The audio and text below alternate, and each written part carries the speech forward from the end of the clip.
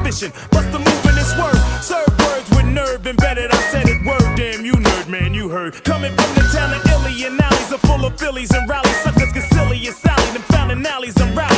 Really? So here we go. Now holla if you hear me though. Come and feel me. Flow.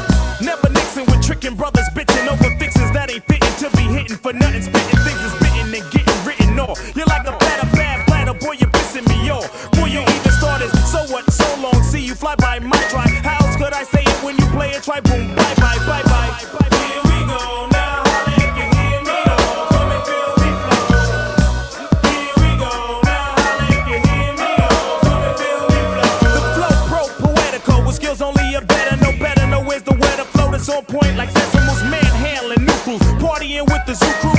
Looking for the pink and poo-poos. I thought you knew two stone styles of stamina. Jamming and while we're planning the jam we bust. Plus with a party amateur damages. Managing damaging mice, men, and even mannequins. You're a fan again. Now I wanna know who's the man again.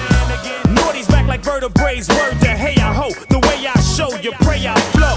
Steady breaking to the boogie. So bang time to slang bang and watch all the Wu-Tang tags tag. Here we go. Now holla if you hear me though. Come and feel me flow. Here we go. Now holla if you hear me though. Come and feel me flow. Playing K, you break the body of a beat, the break into boogie. Firm and fully chase bass lines like bullies. All we wanna know is if your body wanna party. It's the Wu-Tang tang for everybody. So hip up and split up, get up, your wit up, souped up, put your dukes up, no guts set up for sit up, flip up, watch us rip up, shake shows until they fizz up, rizz up, like you're with us. If not, zip up your lip up, whip up. Hits with ransom, foul styles get in once we came back cause we heard hip hop needed another anthem. Black like Noah, in fact, then for ya. And we was back in the days with the drifters, we'd have been known as the flowers. Revenue since the 70s, find me. So we went crazy in the 80s, so we won't kiss heinies in the 90s. Oops, the naughties, troops in sections of 40. So clap your hands and hold your shorty, I'm naughty. Here we go now, holla if you hear me though. Come and feel me flow. Here we go now, holla if you hear me though. Come and feel me flow. Here we go now, holla if you hear me though. Come and feel me flow. Here we go now, holla if you hear me though. Come and feel me flow.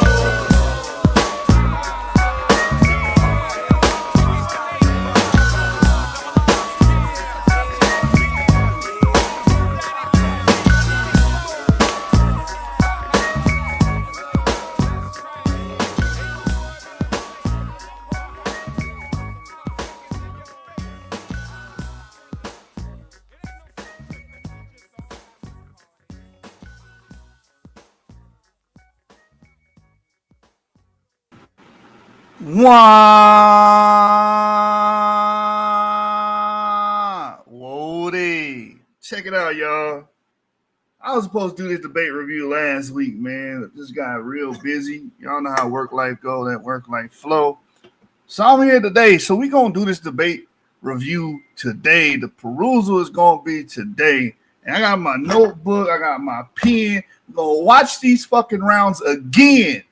And we're going to show why VJJ7000 lost. They're still lost, bro. These people can't take a loss.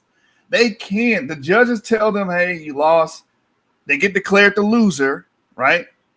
They get declared the loser, and then they go on these campaigns trying to prove that they won. Bro, you lost, man. You are trash. Majority of this debate, you relied heavily on AI summations or inquiries instead of just showing source material. So I had to dock you heavily watching this shit. I'm like, bro, like, ain't no way you getting the win, man. Ain't no way you getting the win from this shit, bro. The goofball antics is just crazy. So today, I'm gonna go over this damn debate. It was 20-minute rounds. They ain't booked me for a long time, so it's showtime. We got to get into it. I got my handy dandy notebook right in front of me, and we're gonna start off because they had an opening and a closing. It's just very tragic to have 20-minute rounds, and then on top of that, you got an opening and a closing. I gave my quick, brief feelings about this debate right after it transpired, and I was truthfully pissed the fuck off, to be honest with you, because this was just ignorance at its maximum. maximum level, right? This is at the top of ignorance.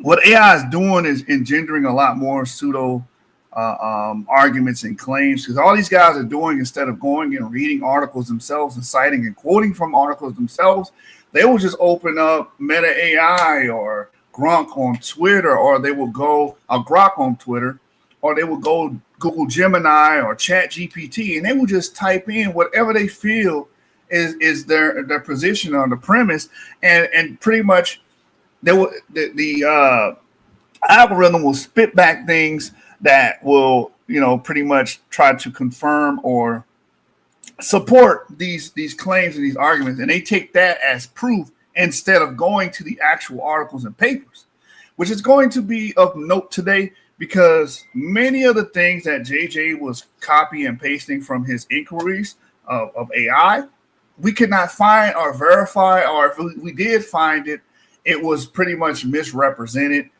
or the information was not even in the source that he cited. You can't get a win like that. I don't know why y'all expect to put the banana in the tailpipe and get mad when people call you out for putting the banana in the tailpipe.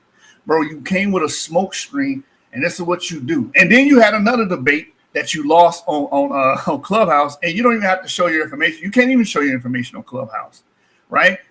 It's pretty much an audio platform. There's no video presentation tool on there that I'm aware of. So, and he lost on that, and he made another video crying and complaining about foul play with the judges. Last night, there was a debate between Mel and Yaya Bantu. I was a judge in that one. I took notes. I took meticulous notes. I know exactly what was being argued in each round, what was being argued in the Q&A, the opening. I know everything. And Mel just put on a master class. He actually taught us. What Yaya Bantu was just doing was being lazy and just tried to tell us some shit. No, you have to be able to explicate your arguments when you're debating. A part of it is persuasion. You have to be able to be persuasive. You guys don't know how to explain shit. And the reason why, because you don't spend time in the subject or the field that you're talking about. What you do is go on AI and type in a bunch of bullshit and then say, hey, this is my proof. No, actually study the material. Try to study the material. A Marvelous says, this isn't an objective review. You're already biased against the topic he was arguing. That doesn't mean any damn thing. I'm going to give a review whether or not I don't agree with his topic. Well, here's the topic right here. Y'all don't know how debates work. Like last night, my understanding of physics or quantum mechanics had nothing to do with the debate. I judge you based on the material presented in the debate, right? It had nothing to do with priority, had nothing to do with any of that. So the topic was, did Columbus reach America before Africans, right? And then here's my perusal, right? I'm giving you my perusal of the debate, my examination of what took place during the debate, and we're going to go round for round. It had nothing to do with my knowledge. It had nothing to do with a priority of knowledge. It had nothing to do with my stance, because obviously I don't believe that Africans came here before Columbus. Obviously. It's a false dichotomy to say, well, since you don't believe that, you can't judge it. Yes, I can judge it, because guess what? What do you judge debates on? The material presented by the debaters. And JJ presented a bunch of bullshit. I said this already right after the debate. Right after the debate, I said this. And you guys coddle people like this instead of calling it out. That's the issue. This is why this community even exists. This is why Sonnet TV and all of his peons exist. It's because we got people like a Marvelous that will go out their way to try to coddle bad behavior and coddle bad scholarship and try to appease these people instead of telling them, nah, fam, that ain't it. That ain't it. And obviously, this guy is probably VJJ7000 or one of his cronies. Because look at the chat. Look what you're putting, bro. Look what you're putting. Cedrick didn't answer questions nor back his claim. You're the biased one. So what we're going to do today, a Marvelous, which is probably a burner account, what we're going to do is actually analyze each round and compare and contrast points. That's all we're going to do tonight or this morning. That's what we're going to do. And we're going to look at this debate from an analytical standpoint. You're doing it from a fan standpoint or because you actually believe Africans came here before Columbus. You're using it a priori. We're going to actually study and look and analyze what took place during the debate. I got a fresh blank page in my journal here. So we're going to take notes. So without any further ado, fair use, copyright section 107 gives us a right to critique and give commentary to video material on YouTube. So with that being said, let's get right into it because we got a long ass debate to cover. We have a long ass debate to cover, and I'm going to let these rounds play out. I will be taking my notes, and then I'm going to end each round, and I'm going to tell you my analysis of each debate round, including the openings and closings and the Q&A. So with that being stated, let me find the beginning of this long ass debate. This debate's long as hell. Oh my God. I thought I was going to do this a Sunday ago, but we're here now. So I'm debating right now in my mind, should I speed the video up? Should I put it on 1.5 just to kind of make this? I'm going to do that. I'm going to do that because I'm going to try to make this thing go a little quicker than usual. Let me see. Misuse of genetic evidence. Let me go back. The key workers before Africans did. Our brother JJ says, listen, I believe Africans got to this side of the world before this man called Columbus. Cedrick says that's cap. We're going to see who's right and who's wrong. We got 3 judges on the panel that's going to judge this thing. We're going to get into who they are once the festivities are over. We also got our man, the one and only Super Wavy, in the building. He's going to be helping me host this thing because we get in for a long night. So we had a coin toss when these brothers faced off about a week or so ago, and our brother Cedrick lost, so he is going first. We have a 10-minute opening. We have 3 20-minute rounds. So we have up first, we're going to let our brother Cedrick. What order are we doing this in? Because Cedrick going first in terms of the presentation. So Mandinka, are you opening first with your 10 minutes? And then he'll go with his 20? Or is he going to do his opening and then you do your opening? He going first either way?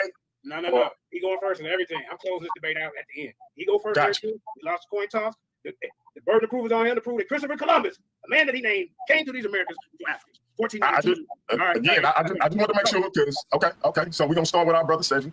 And he's going to do his intro, 10 minutes. And time will start when you start, my brother. Let me know. When you're ready, share my screen. Just let me know once the screen is shared and tell me go. I'll go. All right, your screen is shared. All right. Good evening, ladies and gentlemen. I sit here today before you to address and debunk the pseudo-historical claims made by Mandinka 7000 regarding pre-Columbian African presence in the Americas. These claims rely on fabricated sources, selective interpretation of genetic and archaeological evidence, and a fundamental misunderstanding of human migration patterns. My goal tonight is to show that these theories fall apart under the scrutiny of evidence-based reasoning and establish scientific consensus. Let's delve into the key points and demonstrate why these claims do not stand up to rigorous examination. Let me first provide an overview of the main arguments put forth by VJJ7000, fabricated sources. Now, stick with me, folks. These sources, the sources cited by Mandinka 7000 include books and articles, are often unverified. When you search for these references, they either do not exist or cannot be found in credible academic databases. This is a clear red flag. These so-called sources are not legitimate references. They only serve to mislead audiences by presenting what seems like scholarly support, when in reality, these so-called sources are part of an elaborate fabrication. Misuse of genetic evidence. One of the key references often cited is Theodore Herr, whose work is misinterpreted in this context. Herr's research supports the idea that Native Americans have East Asian origins through migration across the Bering Land Bridge, not African ancestry. His findings are manipulated to fit a narrative that simply doesn't align with his actual research. Teeth and morphology. Another claim revolves around dental traits supposedly linking Native American populations to African ancestors. While it is true that some dental traits are shared between various populations, including East Asians and Africans, these traits are not exclusive to African populations and certainly do not serve as solid evidence for pre-Columbian African migration to the Americas. African artifacts and arrowheads. Claims of African artifacts such as golden arrowheads are often presented as proof of African presence in the Americas. However, these artifacts are highly speculative. In many cases, they lack any credible scholarly support or verifiable evidence. Show me a museum. These so-called discoveries are often misrepresented or misidentified objects that do not hold up under serious academic scrutiny. Now, let us turn to overwhelming scientific consensus that contradicts these claims. Human migration studies, particularly those in genetics and archaeology, tell a clear story of Native American origins. Mitochondrial DNA and Y chromosome haplogroup have been extensively studied, and these studies show no significant African genetic markers in pre-Columbian populations in the Americas. The genetic evidence overwhelmingly supports the idea that Native Americans descend primarily from East Asian populations that crossed the Bering Land Bridge more than 10,000 years ago, not from Africans. These are your sources right here. Archaeological evidence. The archaeological record further supports this. The Clovis culture, one of the earliest known cultures in North America, showed no indication of African influence or migration. Furthermore, the complex societies that developed in the Americas, such as the Aztecs, Mayans, and Incas, have distinct cultural, technological, and agricultural characteristics that are consistent with East Asian and indigenous American development, not African. What more sources? These are actual sources. Now, Mandinka Mali claimed that a 16th century codex proves African contact with Native Americans before Columbus is completely irrational, as a document created after Europeans' arrival cannot serve as evidence for pre-13th century events. These codices in question, such as the Codice Telenanio and the Codice Mendoza, primarily depict Mesoamerican history, religion, and tribute systems, not African visitors. The misinterpretation, lookership of dark-skinned figures ignores artistic conventions and lacks supporting genetic, linguistic, or archaeological evidence. But additionally, arguments based on all 5 minutes, Ed, 5 minutes. modern racial stereotypes rather than historical accuracy. Mandinka Mali 7000 claimed that West Africans, particularly the Mali Empire, built ships capable of crossing the Atlantic, is a pseudo-claim due to the lack of archaeological evidence. There is no remains of transoceanic West African ships or signs of oceanic navigation tools. Mali's navigational technology was designed for ravine and coastal navigation, not long-distance ocean travel. Furthermore, there is no direct historical evidence or cultural exchange to support the idea of pre-Columbian contact between West Africans and Native Americans. Overall claim is speculative and unsupported by concrete proof. The fallacy in JJ's claim is primarily argument from ignorance and misinterpretation of evidence. The claim assumes that because there is no evidence disproving the possibility of pre-Columbian African voyages, it must be true. Dr. Clyde Windsor, sickle cell, how a work has been criticized by many in the academic community for speculative interpretations and lack of peer review. While he uses genetic markers like HLA-B35 to argue for pre-Columbian African contact with the Americas, his conclusions have not been widely accepted or verified by mainstream scholars. If JJ7000 attempt to use Windsor's work as evidence, it is important to highlight that these theories are controversial and have not been rigorously peer reviewed or confirmed by the broader scientific community. Peer review is a critical part of the scientific process, ensuring that research findings are rigorously tested and validated by experts in the field. Dr. Clyde Winter's work, while presented as evidence for pre-Columbian African contact with the Americas, has not undergone the level of peer review that would lend it credibility in the broader scientific community. As such, any information drawn from his research should be treated with caution, as it lacks the verification and acceptance that peer-reviewed study carries in academic debates. The lack of Columbian African presence. There is no credible evidence in archaeology or history to suggest that Africans made contact with the Americas prior to Columbus. While there were African explorers in the later centuries, such as the Portuguese and Spanish, there is no indication of pre-Columbian African presence in the Americas. With the scientific consensus established, now let's address the specific claims one by one, starting with the fabricated sources and the misuse of Dr. Skirt's research. We'll then move on to the arguments surrounding dental traits, so-called African artifacts, and other fabricated evidence. As we break down these claims, I will show you how each falls apart when subject to rigorous scrutiny, and why the theory of pre-Columbian African presence in the Americas is nothing more than a baseless and misleading narrative. With that, I yield the floor.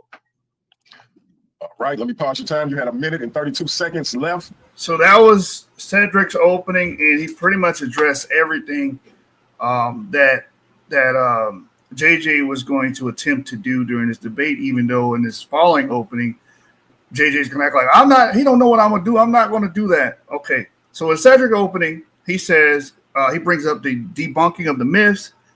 The myth that what is the myth? The myth is that Africans got here before Columbus. So this was addressed clearly and succinctly in the opening round. He talked about the fabricated sources, which we're going to see later on, about the AI generated sources. He discussed the misuse of genetics. Everything he says in his opening round, JJ ends up doing. Spoiler alert, JJ ends up doing throughout the duration of this debate. he's going to misuse genetics. He's going to even make up genetics for Native Americans and say that that E1B1A was pretty much a pan-American haplogroup. That's the argument he makes in the second round. So Cedrick was spot on. He does do all these things in his opening. And the reason why Cedrick knows this is because a lot of people are not privy to the discussion JJ and Cedrick were having in the back chats, going back and forth for weeks upon weeks, maybe even months before this debate even took place. He brought up the teeth and morphological argument. There is some arguments being made for morphology. Basically what they say is, oh, they have these similar bone structures, dental structures and morphology and form and shape, so they must be Africans, right? So that's one of the arguments. The African artifacts, they claim that they're African artifacts, and JJ even spends some time in this debate bringing a few examples of that to try to bolster his claim that Africans came before Columbus. That happens during this debate. So you would think Cedrick was the greatest prognosticator in the world. It's because he knows his opponent. He knows what he's going to come with, and this was a great opening to start with, bringing out those four things that JJ was going to try to argue with. He brought up the things that support that Africans were not here before Columbus, like the genetic evidence, and he brought up the preponderance of genetic evidence. Most of it points to non-Africans or East Asians. He brought up the Clovis culture clearly being Asian derivation and extrapolation, and then he brings up archaeology that points towards people coming from the Bering Strait from Asia. So that was great to bring up as well, because we would expect to see things that will tie these people to Africans, legitimate archaeology to tie them to Africans. We don't see it. That was his point in his opening. He also brings up pre-Columbian Americas. We pretty much don't see any Africans come here. We don't see any Malians come here, and all these other arguments that are going to be brought forth. He brings up the argument from silence, because what JJ would say is, oh, no one debunked this, which actually people have debunked it. But what he's saying is you're not showing anybody debunking it, which that's also an argument of silence. He brings up Clive Winter's sickle cell argument, and JJ's about to deny and say, I'm not using it. And he does go on to use that argument as well. And he ends and caps it off with, there's no evidence of pre-Columbian Africans, which is on point, succinct, and with the title, because that's what you have to do. You have to show that, Africans got here before Columbus.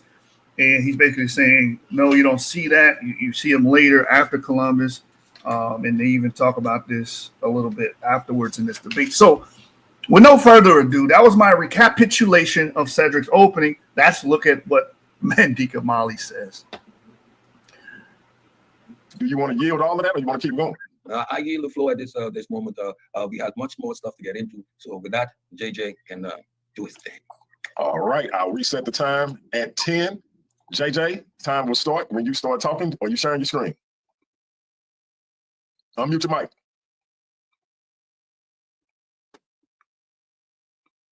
Yeah, put my screen up, man. That was horrible. Shit. All right, are you sharing? Hold up, y'all. I apologize. Let me get my screen going, man. Yeah, share screen. All right, PowerPoint. All right, you see my PowerPoint? I don't see it yet. Where should I begin? Still don't see it? No, sir. Okay, hold You on. can present? Yeah, let me try it again. Share screen. Okay. All right. Yep, I still do not see it, bro. If you want to send it to me, and then I can share it, and you can just tell me when to go to the next slide if you want to do it like that. I get it up. All right. The brother said go to my information. The brother said go to a commercial break, and I do is getting his stuff together. I'm gonna show you the store, brother. Screen up. Store, brother. Go to my information. Go to my information. Time starts.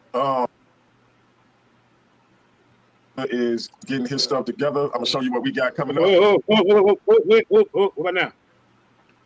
All right, hold on. Let's see. You told me to go to the commercial. I go to the commercial, and then you want to get it. You got it. Sharing your screen. Let me know when you're ready. Time start when you start, brother. Screen up. No, ain't no commercial break on. Right. Let me get to my first. All right, first, before, okay, y'all see the screen. First of all, ladies and gentlemen, Time starts. what this brother did, man, was get up here and didn't even state his case. You came up here and you started referring to sources and references that I didn't even bring up in the debate. Judges, I want you to note and document that. That's called a straw man argument from the gate, right? So the information that he put on the screen is not what I'm bringing to this debate. You're supposed to be presenting to the people your information about proof that Christopher Columbus came here to America. I need to see navigation. Where's the ships? You need to be showing us that. You need to be authenticating his diary, showing us that it's real. You need to be proving up here why they got this dude banned in 3 different goddamn places. Like you say, you up here, you might as well be defending Spider-Man and Jesus Christ. Because, ladies and gentlemen, this Christopher Columbus myth is perpetuated by pseudo-scientific racism. That's all this is. And you got the nerve to get in front of us and talking about, you don't put Afrocentrics on trial. You ain't qualified to even question either Van Serter or Renuka Rashidi. You're not. Then he says, he brings up a 16th century codex that I didn't even bring up in the debate. Judges, no and document that. Bring that up when I didn't even make that argument in this debate. Then you brought up shipbuilding. I didn't say anything about shipbuilding yet. You see? Then he brought up Dr. Clyde Winters, which I didn't bring up. This is letting you know that he has no solid foundation. He has no case. But it's your job today to prove Christopher Columbus came to these lands before 1492. It's your job today to prove his haplogroup, his R1b. You need to prove that before any African haplogroup entered the lands, and you're not going to be able to do it. I'm going to show you that it's Johnny come lately. I'm going to show you that the navigation skills is Johnny come lately. I'm going to take you to the analysis of these metals that you want to discredit. I'm going to show you how I vetted my sources. He hasn't done that. He brought up sources with my name in it. How can you add my name to sources? And he didn't even vet them. You didn't show no cross-references, nothing. So you want to be the epitome of trying to criticize somebody's information. What my job is to do is to show you, my thesis is to show you connection and put the pieces together, and y'all add it up.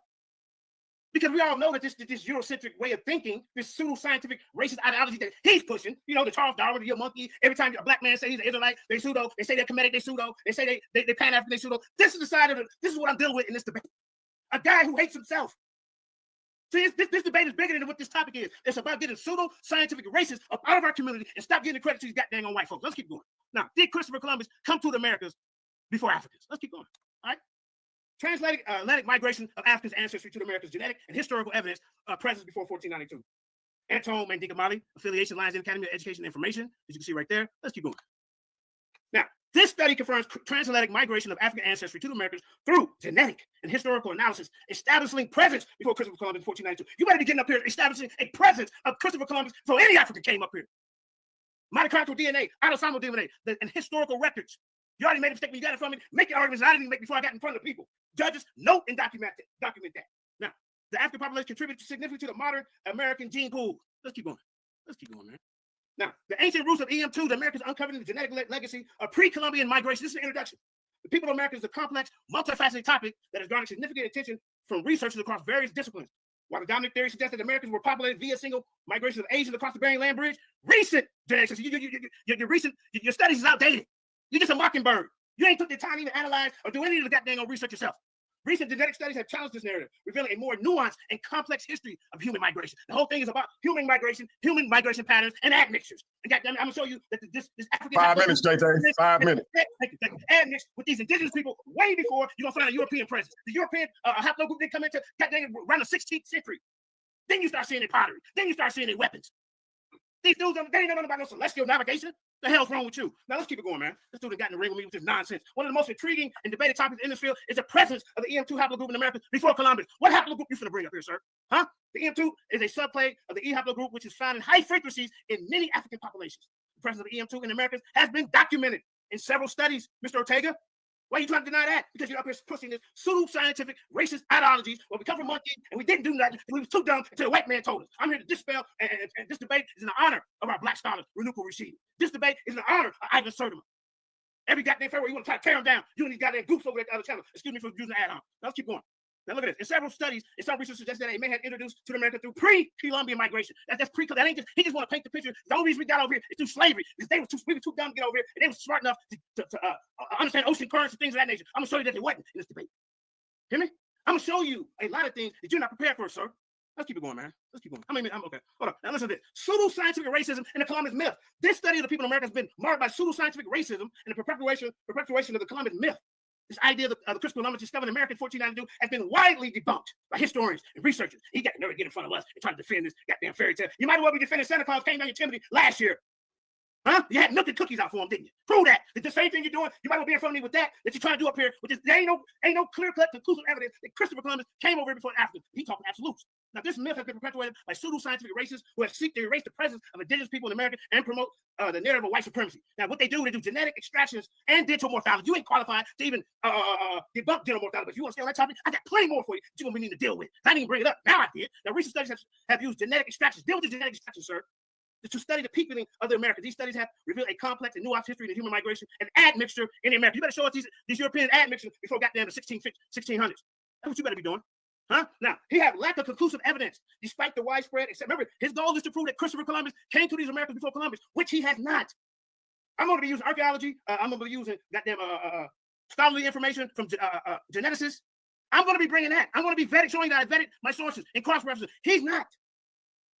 Right? Now look at this. So we already know he has an agenda, because every time you say you're a black man and you're involved in this, he says pseudo, but he will yet tear down these white scholars that's trying to tear us down. That's why I'm here. Let's keep it moving. The Americans in 1492, in fact, many Russians have questioned the validity of Columbus' accounts. You better be showing us valid goddamn diaries. You better be showing us navigational tools. 1 minute, JJ, 1 minute. That's what you better be doing. Don't try to get in front of me, trying to tell me what I need to do. I'm going to do my job. But ladies and gentlemen, ask yourself today, is Cedrick Ortega going to do his job?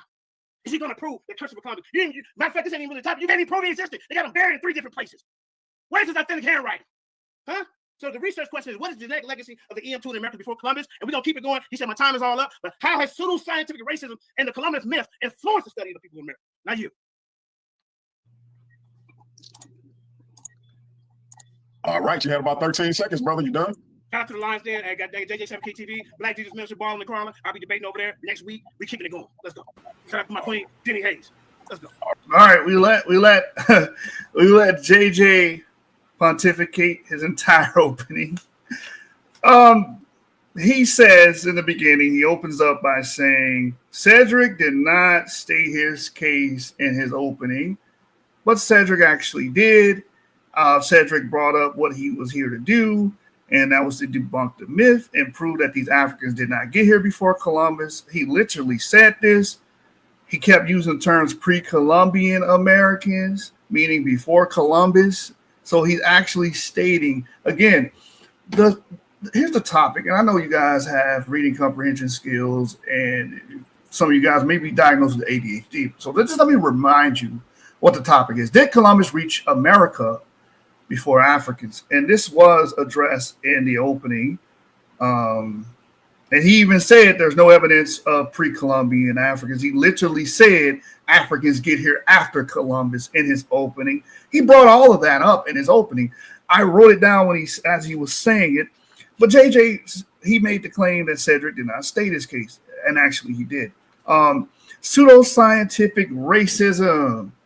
This is a fallacy that we know as, I'll just show you. I'm going to show you what this is. This is what this fallacy is called. I'm going to put it on the screen briefly. And let's see. Fallacy. We'll type this in Google real quick. This is what this is called. The malintent fallacy. The tendency to assume malicious intent when an action or statement can be explained for simple reasons like incompetence, ignorance, or neglect. Just basically what you guys are saying is these people have they're out to get you. They're evil. It's also appealed to conspiracy as well. And that's just not the case at all. Just argue your point, trying to say that there's something bigger at play, or people are just against you just for the sake of being against you, or they're just racist, and that's why they support Columbus being here or whatever. That's a fallacious argument. He also brought up Clyde Winters and how Cedrick is not is not, he's pretty much not in a place to correct him or whatnot. It's just a lot of stuff going on in this opening. You really were pettifogging. It says here, prove Columbus's haplogroup. What does that have to do with the topic? Having to prove Columbus's haplogroup, and he was like, oh, he's R1b. But within the opening, you also said he didn't exist, but you also know his haplogroup. How do you know someone's haplogroup that doesn't exist? So that I grade people on consistency. That's inconsistent. He says Eurocentric way of thinking. He says he basically is saying, oh, well, your position is that Columbus got here before Africans did, because you have a European way of thinking. This is also fallacious. He says, stop giving credit to white folks. He literally said this. This was a quote. Stop giving credit to dang on white. He's here to make sure that you blacks stay in line and that you stop giving credit to white people. That's pretty much what he says. So his argument is based off of a race. It says he claims that Y DNA, mitochondrial DNA, and autosomal DNA was found in the Americas before Columbus got here. He even goes into a specific haplogroup, which is EM2, E1, B1A, which I know a lot about. He says EM2 was found in ancient America. He also put something on the screen that said EM2 has been documented in ancient America before Columbus. He even claimed that they admixed with the indigenous peoples before Columbus. This was all in his opening. And he says that Cedrick was, appealing to pseudo-scientific racism. He also brings up genetic extractions and dental morphology. What did Cedrick say? He said that he would do this. He basically laid all this out in the opening. He said there's a lack of evidence for Columbus's existence. He brought that up. He brought that to the plate, but which is confusing to me and inconsistent, because earlier he claims in the opening that he knows Columbus's haplogroup. I don't know how you know someone's haplogroup if they do not exist. He also brought up the indigenous people in the American voyage. No, hold on. I brought this up right here because I wrote this down because I was writing down from his AI inquiry.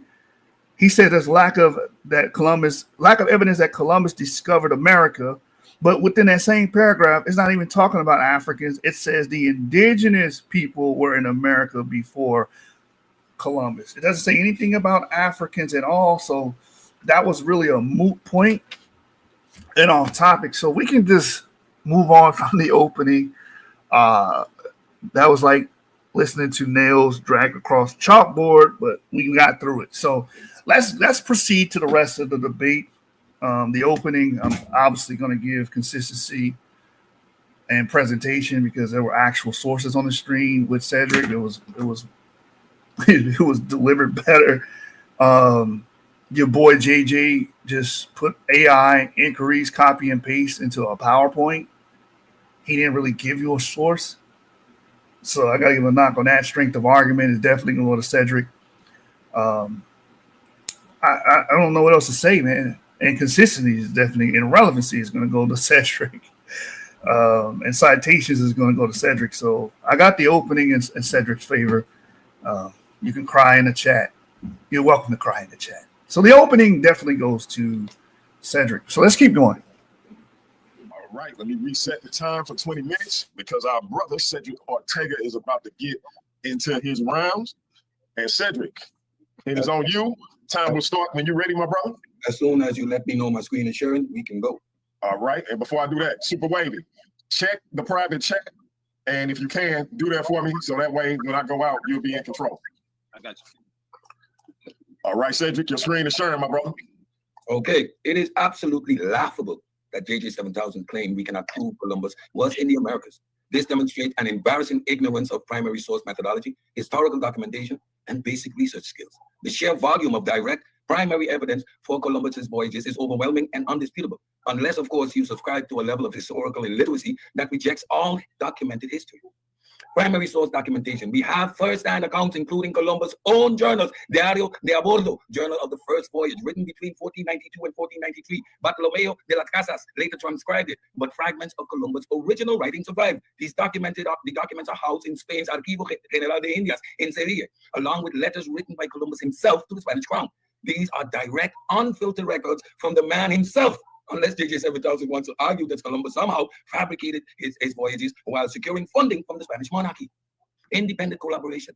Other crew members also documented the voyages, such as Diego Alvarez Chancha, who wrote medical reports on the expedition. We also have official Spanish crown documents acknowledging Columbus's discoveries, rewards, and governance. These are not just vague mentions, but extensive, detailed records spanning multiple sources. What the hell?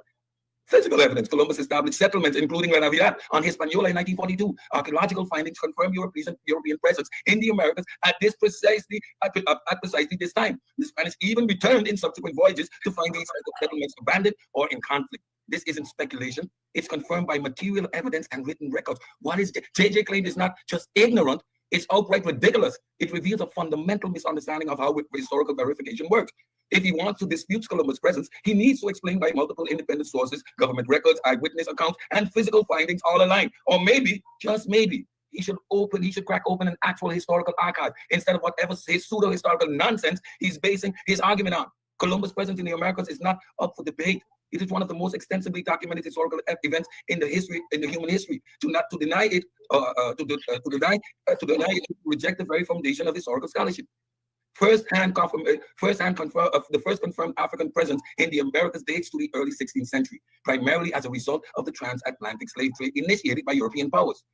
The initial Africans in the Americas were enslaved individuals brought by European colonizers, notably the Spanish and Portuguese. One prominent figure was Juan Querido, an African conquistador who participated in the Spanish expedition and is recognized as the first documented African to arrive in North America. You can wiki that. These Africans were forcibly transported to serve as laborers in various colonies, replacing the indigenous population that had been decimated by disease and harsh working conditions. Yet more evidence how we know when first in old world contact disease. These roles encompass labor in the plantations, mines, and domestic servants. The transatlantic slave trade commenced in the early 1500s. By 2008, data had been gathered on nearly 35,000 transatlantic slave voyages from 1501 to 1867, estimating that slaving vessels embarked about 12.5 million captives in Africa and landed approximately 10.7 in the New World. That's you just can wiki that. The transatlantic slave trade involved European traders capturing or purchasing Africans who were then transported across the Atlantic under brutal conditions, a journey known as the Middle Passage. Upon arrival, they were sold into slavery across various colonies in the Americas. This is high school education. You want key sources? David Ilkes and David Richardson, 2010, Atlas of the Transatlantic Slave Trade. It documents ship records and Africans' arrivals in the Americas. Era Berlin in 1998, many thousand gone, the first 2 centuries of slavery in North America, provides details on early African populations in the Americas. Philip D. Curtins in 1969, The Atlantic Slave Trade, a census, estimates the number of enslaved Africans transported to the Americas. Genetic evidence. Genetic studies show African ancestry in the Americas appear only after the 1500s, coinciding with the documented history of the transatlantic slave trade. The lack of African genetic markers in pre-Columbian indigenous remains confirmed that Africans were not present before Columbus. Who did the study? Wright and colleagues in 2012, Reconstructing Native American Population History. It's published in Nature. You see how you source up? Show indigenous American ancestry traces back to East Asia with no African influence before the slave trade. Montano and Represco in 2021 and colleagues in 2021, tracing the genetic history of the Caribbean. PLOS and genetics finds African ancestry in the Caribbean originates from the transatlantic slave trade, not pre-Columbian contact. You want your sources. Consensus, JJ, you know what that is? The first confirmed African presence in the Americas dates to 1502, when Spanish colonists brought enslaved Africans to Hispaniola. This marks the beginning of the transatlantic slave trade, which continued for centuries and shaped the demographics of the Americas. No credible archaeological, genetic, or historical evidence supports a pre-Columbian African contact. The fact that JJ7000 believes his hypothesis is on equal footing with the scientific consensus reveals several key issues. Misunderstanding of epistemic weight. Scientific consensus is built on rigorous peer-reviewed research, multiple independent lines of evidence, and expert analysis. A personal hypothesis, I link things up, especially one lacking empirical support, is not equated to this body of knowledge. False balance fallacy. JJ7000 assumes that all opinions are equally valid, regardless of the quantity or quality of the supporting evidence. This is a common tactic in pseudoscience, where unsupported claims are framed as being just as legitimate as well-established scientific findings. Dunning-Kruger effect on steroids. His confidence in an unverified hypothesis suggests he may be overestimating his knowledge while estimating the depth of the scientific research on the topic. Rejection of peer review. If his hypothesis were valid, it would need to be tested, scrutinized, and replicated in the scientific community. Since he has not passed this process, it holds no weight compared to the consensus-backed research.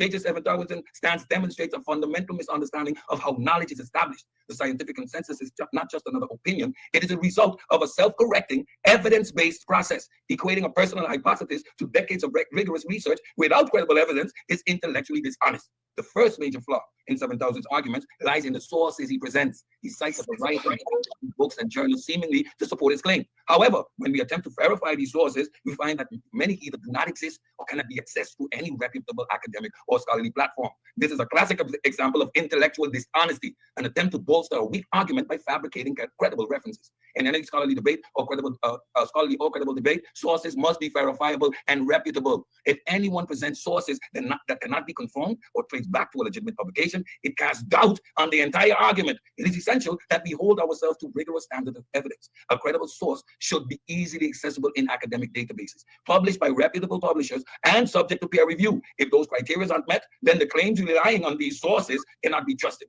And I challenge you, JJ, to produce the sources, to provide proof of their legitimacy, or to direct us where we can access them. Until then, these claims stand as nothing more than 10 minutes, 10 minutes. Trying to deceive. This tactic is not uncommon in pseudoscientific or fringe theories, mind you. When the actual evidence fails to support their positions, those promoting these ideas often resort to this kind of misleading behavior. Without the backing of credible sources, these claims hold no weight.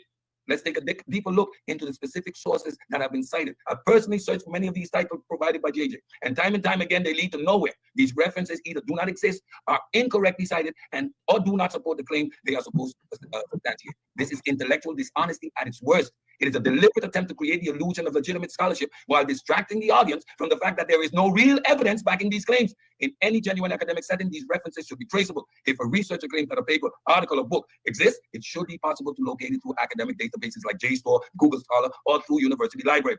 If these sources cannot be found, they should be considered fraudulent. The use of these fictitious references not only undermine the credibility of JJ's argument, but also mislead those who are not equipped to check the validity of these claims. Real academic sources are published in peer-reviewed journals, books of reputable academic publishers, or included in verifiable sources. If these sources cannot be found, they should be dismissed immediately as part of a pseudo-academic narrative designed to create illusion of legitimacy. Many of the journals and years referenced, for example, Science, American Journal, and these are the sources I took off JJ's Facebook page, Journal of Human Genetics, Nature, Human Genetics, are indeed credible, but I cannot find any evidence of these specific studies were published by those institutions. African Genetics, Legacy in the Americas, what's the title's good? And Ancient DNA Reveals African Presence in the Americas, 2019. I was unable to find any records or references of these specific studies in prominent academic journals or databases like Google Scholar or PubMed. It is highly unusual for a major university like Harvard to publish studies in Science or American Journal of Human Genetics without a clear, traceable record of their existence. The same, Oxford University. Look at the title again, African Origin to the American Population, 2017. Look at this one, Ancient DNA. You see a pattern? And the Peopling of the Americas, 2018. Similarly to the previous Harvard reference, these studies cannot be found in major academic databases, any journals. I did a search and couldn't locate them. Oxford is a reputable institution, and their work is usually highly cited. So the fact that these publications, the lack of these publications in accessible databases is a red flag. University of Cambridge, African Genetic Influence in the Americas, 2016, and the Ancient DNA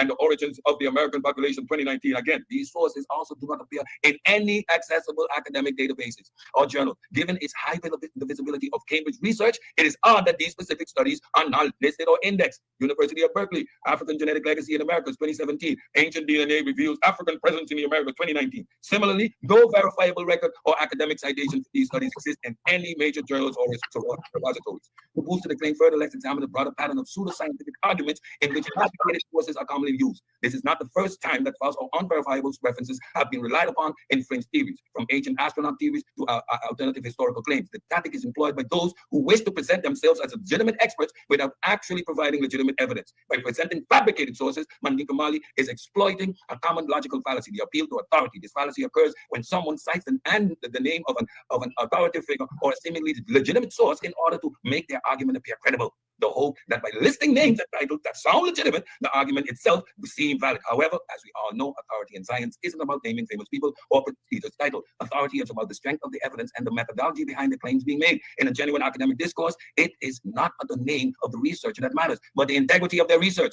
their peer-reviewed publications, and the evidence that supports their conclusions. By relying on unverified sources and misusing scholarly names, Mandinka is attempting to manipulate the audience trust, assuming that most people won't investigate the authenticity of the references. But we know better. We understand that authority in science isn't about citing respected names, but about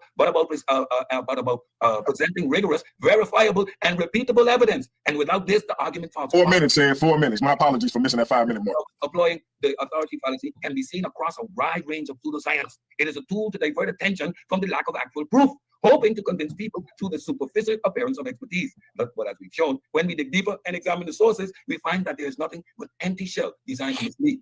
At this point, JJ's argument is completely crumbled under the weight of reality. Round one, I've exposed the laughable claim that there's no evidence for Columbus' presence in the Americas, obliterating it with primary sources, historical, consensus, and physical evidence. But rather than acknowledging his failure, what does he do? He pulled the classic Frost move by shifting the burden of proof and fabricating sources. Let's be absolutely clear. 7000 is not just wrong. He's actively dishonest. He throws out made up genetic evidence without a single verifiable study, expecting everyone to just take his word for it. But science doesn't work that way, JJ, and neither does history. If we had real genetic proof of pre-Columbian African presence in the Americas, it would be published in peer-reviewed journals, not in fringe blogs or cherry-picked pseudoscience. Where are these studies, JJ? Where's the verifiable evidence? Nowhere, because it doesn't exist. And let's talk about his outright fabrication of sources. This is what separates ignorance from intellectual fraud.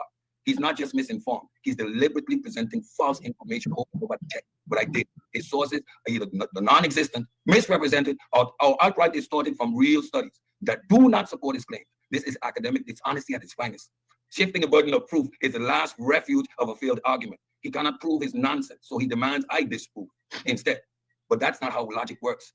If I claim aliens built the 2 minutes to provide evidence, not demand everyone else to be wrong. The same applies here, JJ. He made a claim. He has failed to substantiate it. So let's call it what it is. VJJ7000 is a fraud. His arguments are baseless. His sources are fake, and his understanding of both history and science is an embarrassment. At this point, his only option is to double down on the nonsense or to finally admit he's out of his depth. Either way, he's already lost. With that, I yield the floor. All right, you got 1 minute and 15 seconds left. Are you sure you want to yield? Yeah. Let's see how JJ climbs himself out of that hole. I yield my floor. All right, and brother, I apologize for getting the 4 minute mark instead of the 5 minute mark. I'm a professional. My brother. Shout out to Cedrick for a powerful opening round. Let me reset the timer. All right, so that's Cedrick's first round. I wrote a few things down.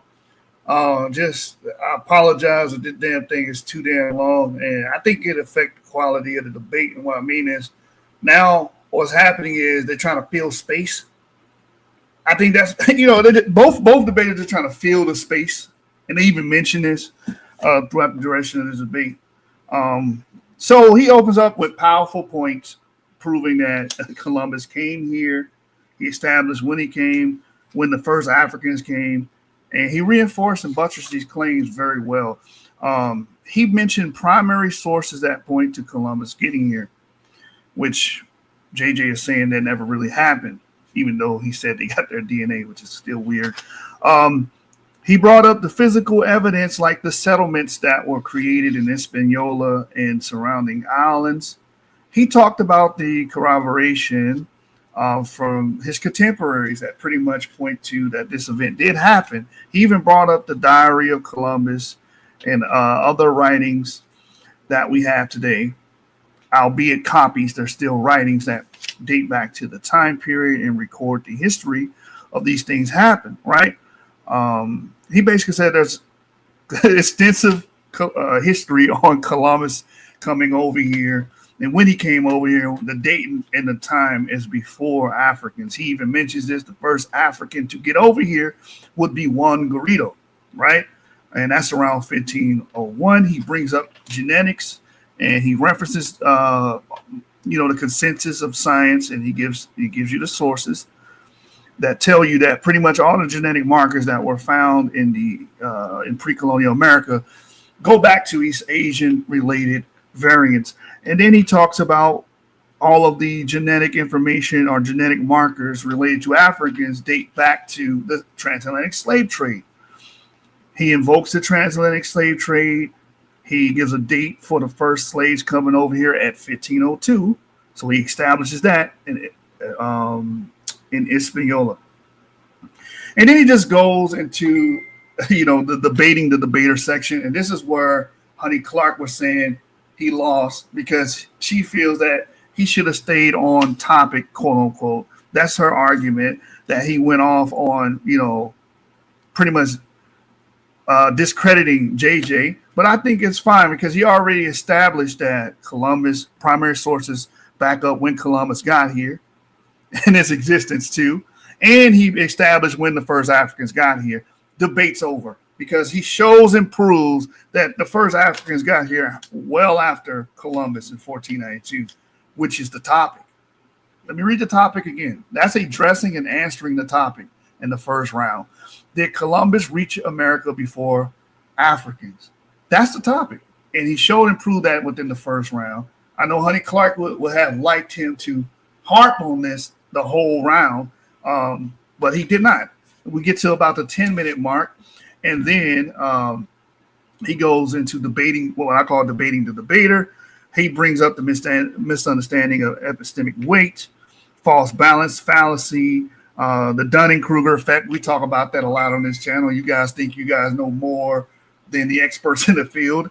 Y'all like challenging the experts in the field.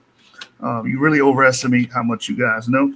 It says rejection of peer-reviewed studies, and we seen that in JJ's opening. He pretty much called it all scientific, pseudoscientific racism, and y'all just want to give credit to white people, creating that false dichotomy, and while rabble rousing. So he's actually correct on all of these critiques of JJ, right? Unverifiable sources, we saw a taste of that in JJ's opening round. He just gave us a bunch of AI inquiries and summations. We did not really get sources from him. He didn't quote directly from sources. He talks about credible sources, and JJ has to produce his sources. He can't just say that he has sources. Deconstructing the fabricated sources. And he showed proof that JJ's sources were fake because he put them on the screen and he cited the papers and said he could not find them on any credible website. It says he talks about the strength of argument and the shifting of the burden of proof. Trying to make Cedrick prove JJ's claims. That's just crazy work, bro. So that's my notes for Cedrick's first round. Let's get into JJ's first round.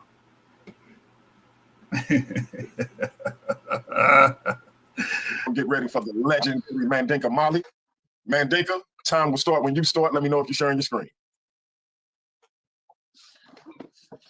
Shout out to Naga in the building. I see King Naga. I see Sekhmet. Shout out to everybody else in the chat. Appreciate y'all's support. I see Sid and Mandinka bringing them out tonight. We got 63 people in the building. Shout out to my social media champ, Doctor, the good Doctor Too Sweet in the building. I think I saw my world champ, the undefeated, undisputed, distinguished world champ Pandemus in the building. I see my brother Eric Graham in the building as well. Shout out to everybody. Hey, we got everybody named in the building tonight, man. Hit the like, share, and subscribe button. Get your pen and paper. We learning tonight. That's a fact. That's a fact. Shout out to my brother Nobody from Trust and Believe the Gospel.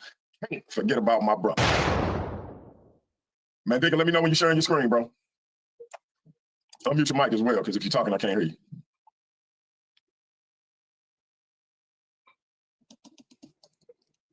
I apologize. I'm trying to get my PowerPoint back up. Hold up. Share screen. Windows. I apologize for that part. Hold up. Okay. Let's see.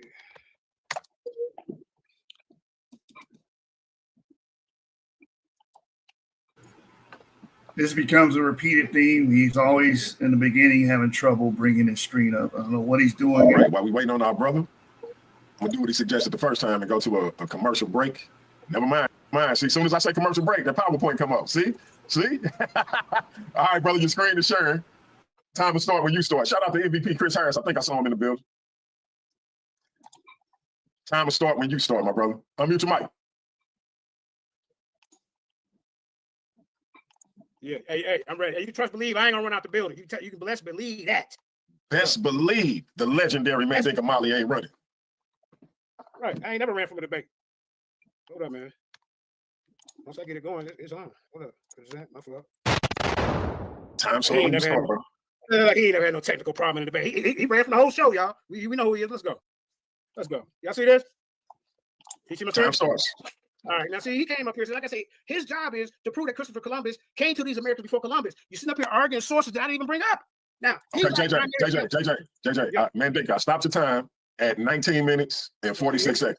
Yeah. Listen, I stopped your time at 19 minutes and 46 seconds. Is it any way you can make your screen bigger? Like go to where it says. How about that? There you go. All right. That's a lot better. All right, time to start when you're ready. All right, man. I saw y'all had to sit through that 20 minutes of just rambling. I'm fake. My sources. Like, man, bro, you ain't getting nothing, bro. You ain't taught the audience nothing.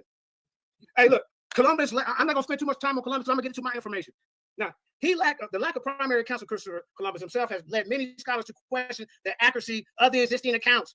Where's your primaries for that? To reevaluate the traditional narrative of Columbus' life and voyages. Some of the challenges of reconstructing Columbus' life and voyages include, look at this, y'all, limited sources. As mentioned earlier, there is no primary account from Columbus himself. Cedrick, show it to us. And many of the secondary sources are incomplete. Like he said, there's a fraction of this and that. Incomplete and biased or accurate. We deal with biased narratives. Many of the accounts of Columbus' life and voyages were written by people who had a vested interest in promoting a particular narrative or agenda. That's a pseudoscientific racist agenda that Cedrick promotes. Let's keep going, man. Let's keep going. All right, hold up. Hold on, let me make it smaller so I can read. I want to get to my information. I'm going to here go one of the documents you need to deal with right here. Hold up, man. Hold up. Okay, yeah. Okay, like I said, there are no primary source for Columbus himself that can be verified. How can we trust secondary sources that were written decades and centuries after Columbus' voyages, y'all? This didn't happen just right after. Centuries after he so-called walked the earth or whatever. Why does Columbus not leave behind any written records of his voyages? We cannot find them. Why do different accounts of Columbus' voyages contain conflicting information? See, I'm rebuttaling your information, sir, about Columbus, and I'm getting to mine, something that you didn't do. How can we reconcile the difference between dates and timelines provided in various sources? Why do some accounts describe Columbus as a hero while others claim as a ruthless conqueror? Lack of archaeological evidence. Why is no definitive archaeological evidence been found to support the traditional narrative of Columbus' voyages? I want to hurry get past this. What role did the Catholic Church play in promoting Columbus myth? Why did Spanish monarchs support Columbus voyages, and what did they hope to gain? See, this dude's up here promoting this Columbus myth. Now let me get you my information, man. Let me get you my information. I ain't got time. It's your job to prove something for him, not me. When you don't prove it, I'm already disproving. Show us some validity. Let me see where I want to start. Let me see where I'm starting to bust this dude here, man. Come here to play with you. Anybody else out there looking around? Huh? Hold on, let me get to it. Hold up. Where we gonna start? Let's start up in here. Hold up. Let me get to where I want to start. All right. Now, let's skip that part. Let's start right here. Do you need to stop in time? Yeah, stop my time so I get right to where I need to get to. All right, time is stopped at 16 minutes, 37 seconds. Okay, cool. Hold up. Once I go in, he has trouble, sir. All right, let's start right here. All right, let's start right here. No, I'm gonna start right there. All right, let's start right here. Yeah, let's start right here. Not my time. See, what I'm bringing to the table, man, I'm bringing science to the table. I'm bringing geochemical analysis. See, it confirmed African mineral origins in pre-Columbian weapons and metals. I'm talking about copper from the Democratic Republic of Congo and Zambia, brass from Morocco and Algeria, way before any European was found in the United States.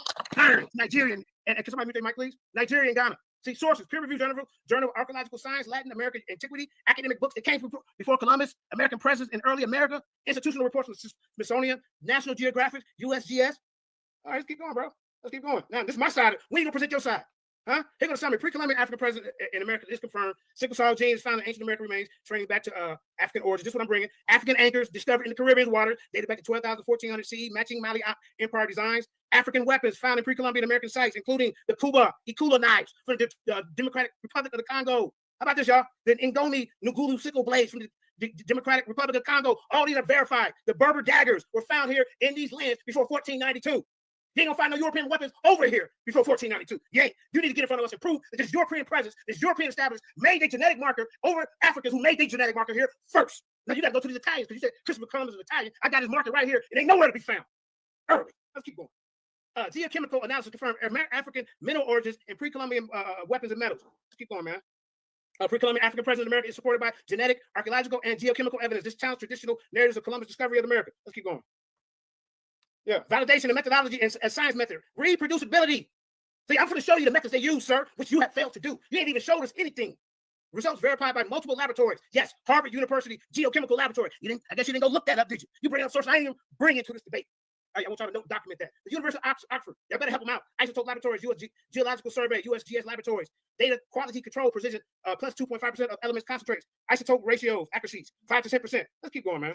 Let's keep going. The scientific method steps. Observation. Pre-Columbian weapons were unknown with unknown mineral origins. The question, did minerals originate from Africa? Hypothesis. Yes. Geochemical analysis will reveal African mineral signatures. Prediction. African geochemical fingerprints will match weapon samples. Experimentation. Geochemical analysis of weapon samples. Data analysis comparison with African geological samples and database. I'm showing you the methods. He ain't showing you nothing. Show us the scientific method, the methodology, the scientists used to study Christopher Columbus' bones and his extraction, his DNA. First of all, you have to go to 3 different grave sites to pick which one, and all of them is inconclusive. Well, this ain't even body in position. You can't even prove where the ships is, the Nina, the Pina, and the Santorini. Like you said, them should be in museums. Let's keep it going, man. Experimentation, geochemical analysis of weapon samples. This was used. The conclusion, African origins confirm a pre-Columbian weapons and minerals. Let's keep going, man. Look at this. Now I'm gonna really bust your goddamn head. I'm gonna hit you with a 40 clip. Look at this. Weapons. Obsidian swords were found. Geochemical signatures match obsidian deposits from where? Ethiopia and Eritrea. Erythrea, minimal compensation, 70%, 50% ALO 203, geochemical analysis. You've seen all the results. Look at the results, y'all. The match is 95% with African obsidian copper daggers. Excuse me. Copper daggers also found in Peru. Geochemical signatures. He don't know about no geochemical signatures. Match copper deposits in the Democratic Republic. Match the copper deposits in the Democratic Republic of Congo and Zambia. Look at this, y'all. 92% match. African copper. How you going to debunk this? Iron spearheads. Geochemical signatures match iron deposits in Nigeria and Ghana. 80% match with African iron. How they just pop up over there? Huh? The terracotta figurines in Ecuador. Geochemical signatures match clay. The clay deposits, sir, in Mali and Ghana. He ain't bringing nothing. You gonna get in front of me with this nonsense, bro? All you did is bring definitions. Look, now I'm gonna hit you with a 40 piece. Now I'm gonna hit you. Here go 40 bullet points. Look, weapons and tools. Obsidian swords, African origin confirmed. Copper daggers in Peru, African origin confirmed. Iron spearheads in Brazil, African origin confirmed. Bronze axe in Colombia, again, African origin confirmed. Wood spears and metal tips, Ecuador, African origin confirmed. Slingshots with African style stones. Did all the research on these. Harpoons with bone points. What are you bringing to the table to verify any artifacts, any DNA of Christopher Columbus being here before Africans? I'm talking about you bring up a source of reference I never brought to this debate. You already lost. Look at fishing hooks with plants and fibers in Mexico. Ceremonial knives with ivory handles, Peru. Look, war clubs like I'm bringing to this debate with a stone on top of your head from Brazil. Let's keep going, man. Dude, I don't know what he got to bring with me for. Look at this. Confirmed. Look. Now we're going to do the wood, plants, and materials, ebony wood carvings, African blood musical instruments, rosewood figurines, mahogany canoes. You got to debunk all that, sir. You ain't 10 minutes, JJ. 10 minutes. 10 minutes, good. Look, terracotta figurines, clay pipes. Hold on, let me keep going, man. Let me keep going, bro. You got a lot to deal with, sir. Huh? How about the textile, foods, coins, jewelry, shoes? All this is tested and dated before 1492, and they all have an African origin. Cotton fabrics, indigo dyed textiles, leather sandals, domestic-graded Guinean fowl, navigation tools. Bro, what are you doing, man? What are you doing? Huh? You want to look, counter? Oh, look, you want to say, your testing methods are flawed? Well, guess what? The rebuttal. We use methods of SRF, the SEM-EDS, DNA analysis, sir, verified by peer-reviewed journals and labs. Here go another of your counters that you might come out your goddamn mouth. Sample size is too small. Guess what? I already prepared for that rebuttal. We analyzed 400 samples across 40 categories, exceeding standard archaeological sample sizing. You got another counter that you might say? Contamination could have occurred? Well, guess what, sir? We follow the strict protocols to prevent contamination, including glove use and sterile equipment. Now, let's keep going. Bro. You got a lot of questions to answer, sir. That's what you got. That's what you got to deal with. You ain't brought nothing about no goddamn Christopher Columbus doing anything. How about this? Counter. Dating methods were inaccurate. We use multiple dating methods, radiocarbon, thermolucents, to cross-validate results. Counter. Your labs lack proper accreditation. Rebuttal. Our labs are accredited by international bodies. A2LA ISO 17025. Let's keep going, man. I got so much to bring out today, man. Yeah, man. This dude ain't brought us nothing. Look at this. Counter. African presidents is impossible due to ocean currents. Rebuttal. Historical records and model experiments prove African vessels could cross oceans, which he want to try to take away from us. You know? Let's see what else. Oh, here, yeah. Testing methods. Okay, now, yeah, okay, hold on. Let's keep going. Let's see. What we got here? Yeah, look at this, y'all. 20 points to express how late European settlements came to the Americas. Look at this. Indigenous Americans arrived 15,000 to 20,000 years ago via land bridge from Asia. Africans arrived 2,000 to 3,000 years ago via transatlantic migration and trade. That's a very important word to listen to because Cedrick wants you to believe that we only got here through slavery. Look at this.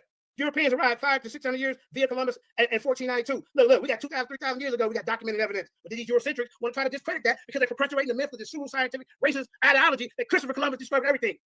Look at this. Delayed European settlements. Europeans were latecomers to the Americas compared to indigenous Americans and Africans. European settlements was delayed due to various factors, including the Black Death, the Crusades, and lack of maritime technology. When you going to show the maritime technology and show that they was more advanced than Africans? Bring that to the table. You're up here getting dog walked. How about this, man? Let's go. Let's keep going. And then, okay, let's read this. Okay, African. Okay, I read that. Hold up. Let's keep going. Look, the legacy of the late European settlement. This is what he up here defending, y'all. The legacy of the late European settlement continues to impact the lives of indigenous Americans and Africans descendant communities. Historical trauma and ongoing disparities persist in areas like education, healthcare, economic opportunity. This is a little fun fact to let you know what I'm dealing with when he get in front of me with this goddamn nonsense. Excuse my language. Now, acknowledging the late rival of European settlement is crucial to understand the complex history of the Americas. Let's keep going, man. I got a lot for you, sir. I got a lot. Hold up. Let's keep going. What we got here? Wait till I really break this down. Look at this, y'all. Look at this. Use of astronomical instruments. Africans use astronomical instruments such as the astrolabe to measure the position of stars and planets. These Europeans didn't understand that. How can they have beat us here? They also use a kamal, a navigational instrument used to measure the altitude of the suns and the stars. Huh? What else we got? Look, navigation by the stars. They didn't understand that. Africans navigated by the stars using the position of the constellations and to determine their direction and location. Cedrick, show us these Europeans using this type of knowledge before Africans. You won't be able to do it. You won't. 5 minutes, JJ. 5 minutes. They knew the patterns of the stars. Europeans did not. and they use them to navigate across the ocean. Remember, there is no clear-cut, conclusive evidence that Christopher Columbus did this first, and there is no clear-cut evidence that Africans. So I got to present a case. Let y'all decide. What is he doing? Where has he presented the case? He's up here running his mouth, being Eurocentric. That's what he's doing. That's what he's doing.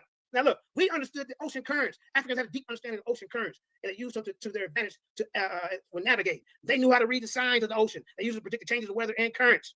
Let's keep going, man. They exchanged goods, ideas, and culture. How far-fetched is it harder for that to believe with other cultures? Christopher Columbus taught us everything? Come on, bro. Look at this. African maritime explorers such as Abakari II. Now, he will believe a Christopher Columbus voyage and oral tale or tradition, but he comes against the Black African tale of us coming over here for some reason.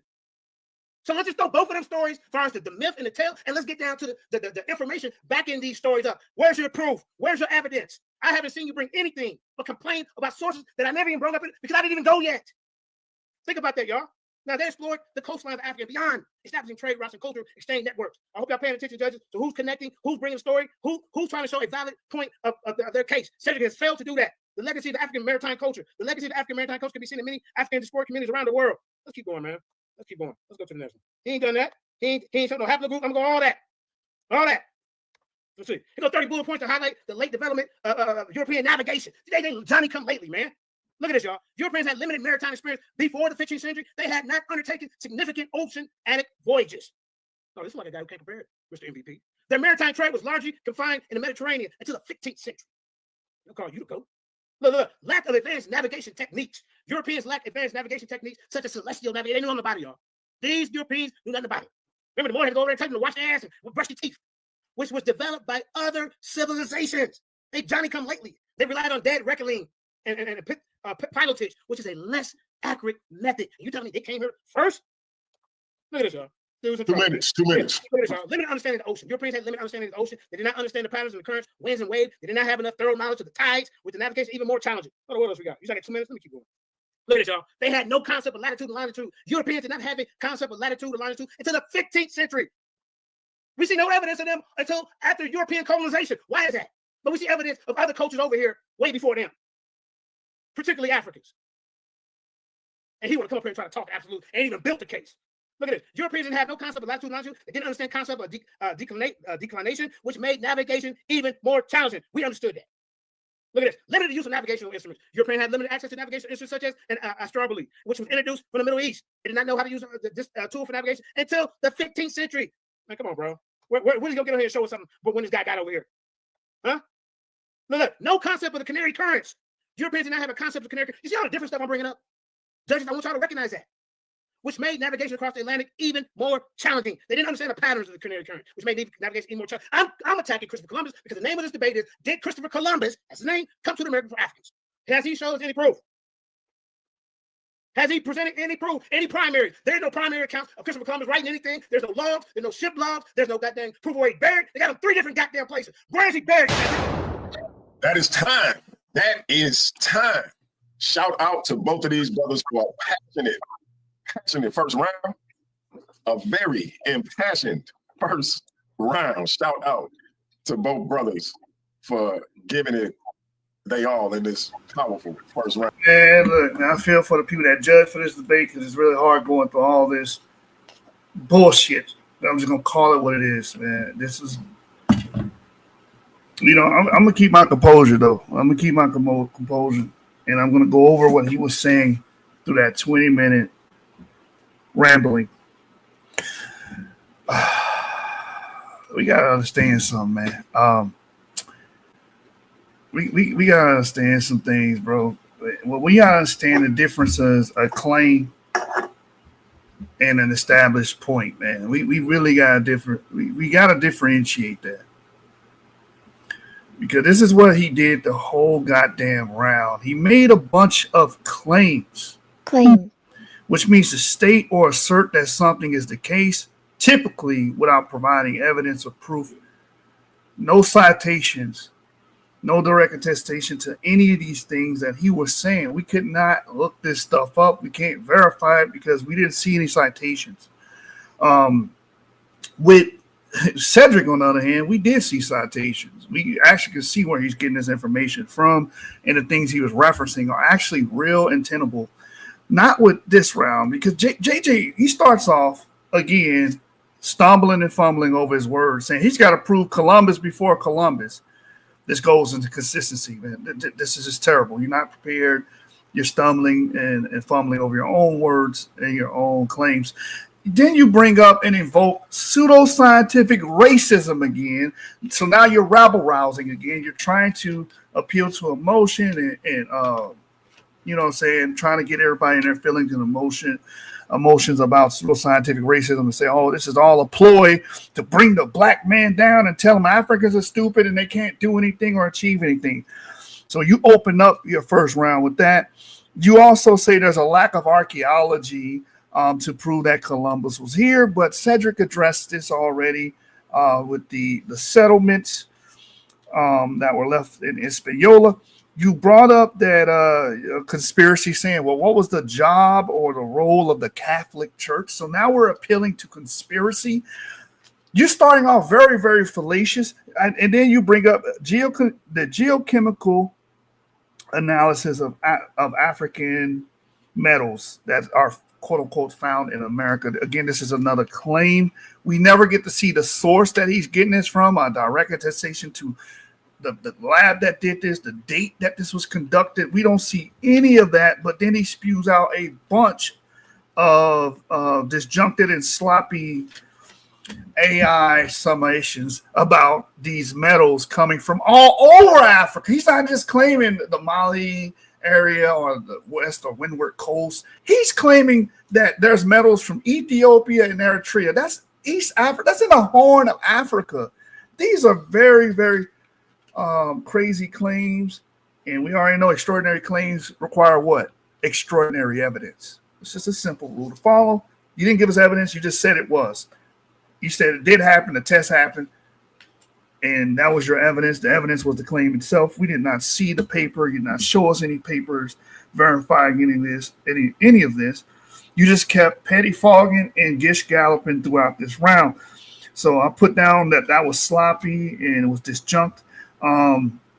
You said there were Berber weapons here. You said there was African anchors. You didn't say where the African anchors came from. You didn't say what part of Africa it belonged to.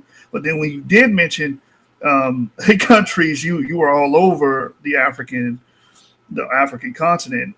Like I said, you brought up the Horn of Africa. You brought up North Africa, all over. You also brought up the Democratic Republic of Congo. You said that there were metals coming from there as well. So I'm like, where are these people? Like, are they coming from all over Africa? Is that what you're claiming here? And then you brought up that there were yam food remains, which is highlighted. And I wrote this down because later on in the debate, you're going to claim that you never brought up yams, and you literally did it verbatim. You claim that African vessels could cross all oceans, and you claim that modern day tests prove this. Again, another claim. You didn't show any evidence. You didn't prove it. You just made the claim. These are assertions, and I've been saying this forever on my channel. Assertions are not confirmations. I mean, affirmations are not confirmations. You're just affirming this, not confirming it.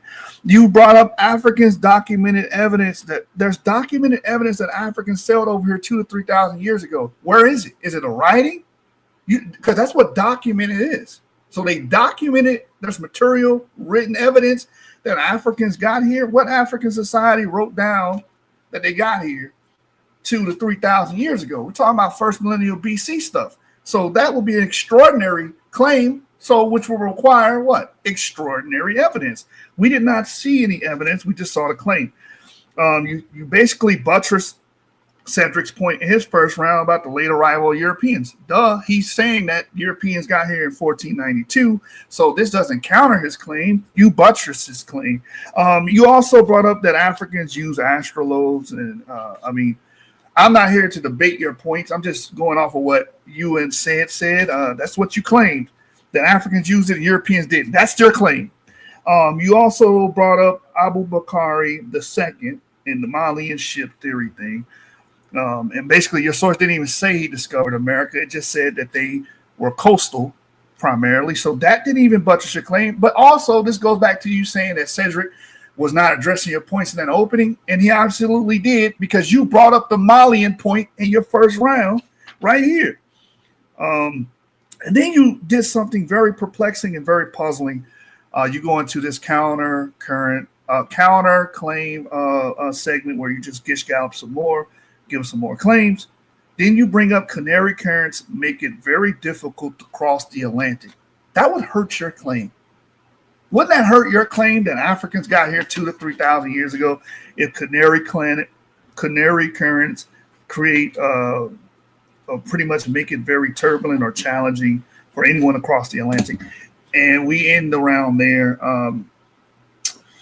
What should I say about this? First round presentation. Your presentation was you copying and pasting AI summations onto a PowerPoint.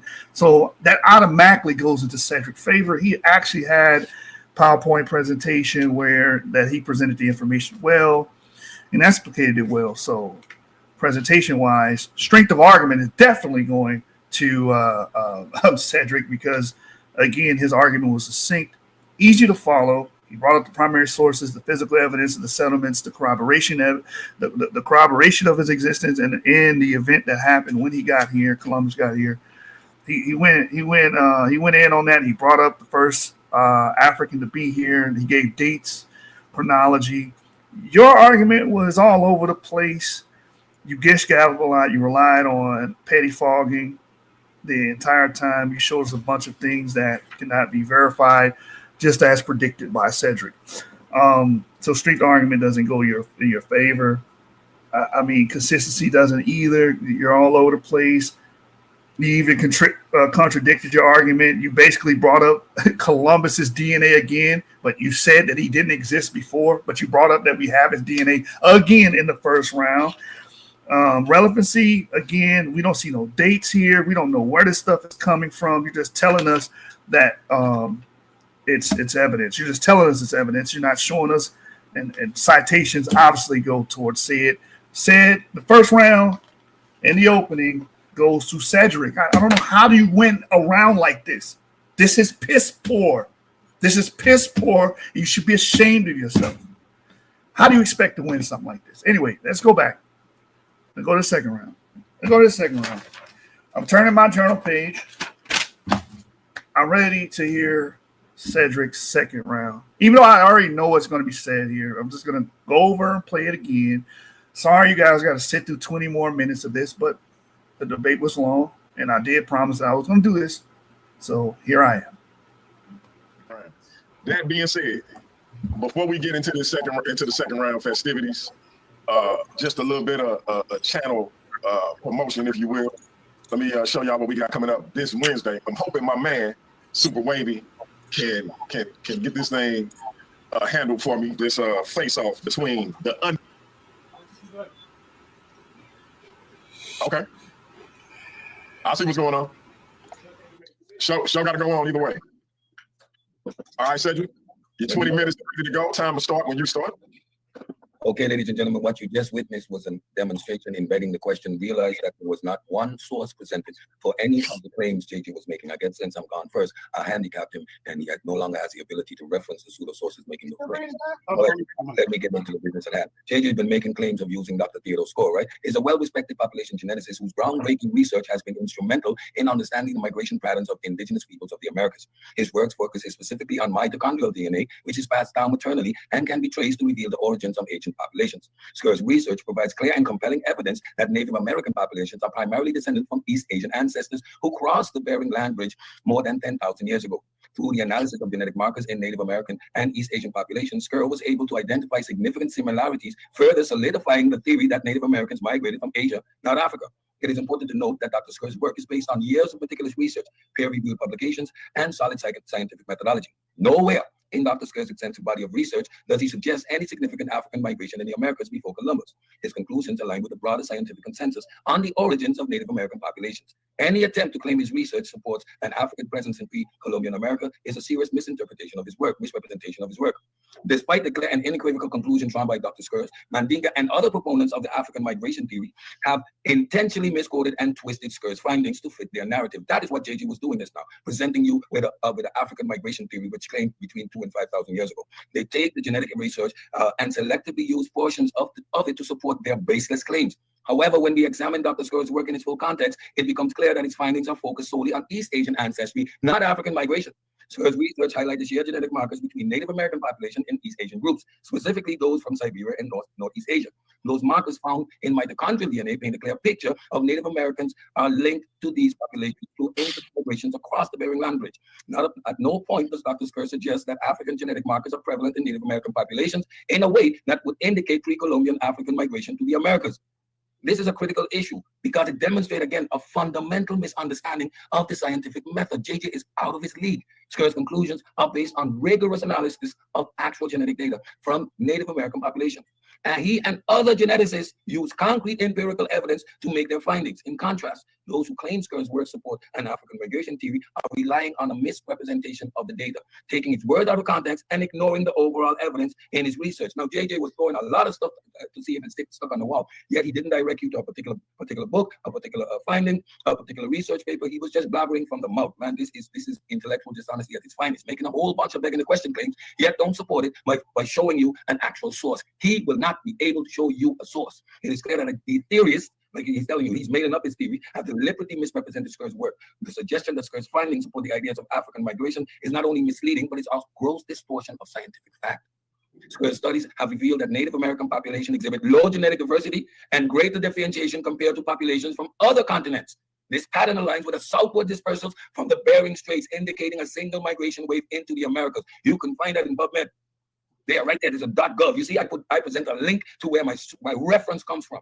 His work has identified the prevalence of the QM3 haplogroup among indigenous peoples in the Americas. This lineage is believed to have arisen approximately 10 to 15,000 years ago during the initial migration into the Americas. There's a reference to where you can actually find the source. Skurs' research on the Kalingo population in the Caribbean confirmed the high percentage of Native American ancestry, 55% alongside African 32%, and European 12% ancestries. This underscores a complex admixture in the region's history. Let's continue. In conclusion, the claim that Dr. Skurs or any other geneticist research provides evidence of African presence in pre-Columbian Americas is unequivocally false. His research is overwhelmingly supports the idea that Native Americans are primarily descended from East Asian populations who crossed the Bering Land Bridge. Skurs' genetic work on mitochondrial DNA is a cornerstone of our understanding of Native American origins. And there is no valid scientific basis to suggest African migration to the Americas before Columbus based on his findings. This is a perfect example of how misleading half-truths and misrepresentations are used to justify an argument that has no scientific merit. JJ and similar theorists rely on fabrications and distortions of reputable research to support their claims. By taking Dr. Skurs' work out of context and twisting his findings, they attempt to lend credibility to an idea that is not supported by the evidence. The reality is clear. Dr. Skurs' research, along with a wealth of other geneticists and archaeological studies, support the well-established theory that Native Americans have East Asian origins, not African.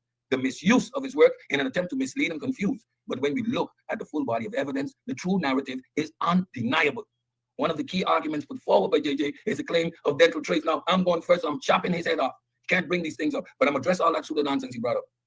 The dental traits found in pre-Columbian remains show evidence of African presence in the Americas. This claim, however, is both flawed and outdated. He couldn't bring up the sickle cell evidence yet anymore. He ran past that. The shape and structure of the teeth is influenced by a variety of factors, including environmental pressures, diet, and genetic drift. Over time, human populations have evolved distinct dental traits, but these traits are not exclusive to any one population. The features are often cited as African in origin, are actually found across many different populations worldwide, including East Asians. These traits are not unique to Africa or Africans, and therefore cannot be used as evidence of African migration to the Americas. Furthermore, the argument that these traits indicate African ancestry is rooted in outdated race science, which categorizes human populations into rigid, oversimplified racial groups based on physical characteristics. Modern genetics, however, show us that human populations are far more complex than the simplistic notions of race suggested by these outdated frameworks. And you're calling me using the outdated white man science. Human genetic history is shaped by a range of factors, including migration, environmental adaptation, and gene flow between different populations. The concept of Negroid dental traits is an artifact of early anthropological thinking and does not hold up under the scrutiny of modern modern science. So you, my friend, are engaging in race-based science. Don't ever mention me at that point again. It is crucial to recognize that the presence of certain dental traits in pre-Columbian remains do not provide any solid evidence of African migration. These traits are found in many different populations, and their presence in the Americas does not support the argument of pre-Columbian African presence. This argument based on dental traits is both scientifically unsound and misleading. The study of teeth morphology has been used in anthropology to compare populations and track human migration patterns, but it does not provide definitive evidence of pre-Columbian African presence in the Americas. Here are the key points about how teeth morphology have been used in studies, along with its limitations when applied to determining African presence. Dental morphology includes the shape, size, and features of the teeth, such as the cusp, enamel thickness, and root shape. These traits can vary across populations due to the genetic difference and evolutionary pressures. Researchers often use dental traits to examine population differences between indigenous groups and to explore migration patterns. Some traits, like shovel-shaped incisors and certain molar curve pattern, are common in indigenous populations of the Americas, East Asians, and parts of Africa. The study of indigenous America populations have documented dental traits such as shovel-shaped incisors, which are common in both East Asian and Native American population, suggest a shared ancestry from Siberia. In contrast, dental traits more commonly associated with sub-Saharan Africans, such as larger molars and specific cups pattern, do not appear in significant numbers among pre-Columbian indigenous population. The study by Scott and Turner, you see how you present evidence, JJ, in their influential work, the anthropology of modern human teeth, dental morphology, and its variation in recent human populations. Scott and Turner used dental morphology to examine the relationship between different human populations. They emphasize that while some dental traits might appear in both African and indigenous populations, these shared traits do not imply direct migration from Africa to the Americas before Columbus. This common feature could arise from convergent evolution or common ancestry rather than contact. Here's your real source. You see, Cambridge Press, I can actually pull up a real source. Now let's turn to another claim that has been repeatedly made by proponents of the African migration theory. The so-called 10 minutes, 10 minutes. According to JJ and others, these artifacts is proof of an African presence. Now, he threw a whole bunch of them out there, and we know the direct source that they come from, Van Sertima. He will be dealt with in the other round. African golden arrowhead, according to McKinney, and other these artifacts is proof of an African presence in the Americas before Columbus. However, there is no credible evidence supporting the existence of such an artifact. Let's see it in a museum, JJ. Show us a picture. No archaeologist or historian has verified the existence of this golden arrow. Artifacts like this are often fabricated and misidentified. And in this case, the golden arrowhead myth appears to be a misunderstanding or deliberate misrepresentation of indigenous American artifacts. Native American societies crafted a wide variety of arrowheads and tools. None of these are particularly similar to any purported African artifacts. Claims like the golden arrowhead are a classic example of cherry picking. Proponents of these theories select only a piece of evidence that fit their preconceived narrative while discarding everything else. We call that confirmation bias. They take misidentified or fabricated objects. This is what we're dealing in, and present them as irrefutable proof of African evidence, of African influence. You saw him doing it just now, ignoring the much more substantial body of evidence that contradicts their claims. These kinds of unfounded claims undermine the integrity of legitimate archaeological research and demonstrate a lack of scholarly rigor. Now, presenting you with how methodology is done doesn't mean it directly applies to these things. Again, JJ didn't present you with a source. He cut and pasted and put his stuff up there with no link to any credible academic source, which he will not be able to present. It is important to emphasize that any artifact claim should be subject to rigorous peer review and scientific verification. In the case of the golden arrowhead, no such verification exists, and for none of these others. Without any credible evidence, this claim can only be dismissed as part of a broader pattern of pseudo-scientific misrepresentation. That's all we're dealing with here. Finally, let's reaffirm the position of mainstream scientific community on the issue. The overwhelming evidence from a variety of disciplines, including genetics, archaeology, and anthropology, support the theory that Native Americans are primarily descended from East Asian populations who crossed the Bering Land Bridge thousands of years ago. There is no credible evidence that pre-Columbian African population made significant contact with or settled in the Americas. The claim put forward by VJJ7000 are not supported by rigorous standards of scholarship. As you can see how he presents his nonsense. These claims, such as those based on misinterpreted dental traits and the myth of the golden arrowhead, do not hold up under scrutiny. They rely on selective evidence, misrepresentation, and an agenda-driven approach, as you clearly hear, to history. By promoting such unfounded theories, they undermine the integrity of real history and archaeological scholarship. The scholarly consensus is clear, and it is based on years of solid peer-reviewed research. The genetic studies of Native American populations point to a clear East Asian origin. The archaeological evidence consistently support this understanding. Any suggestions of pre-Columbian African migration to the Americas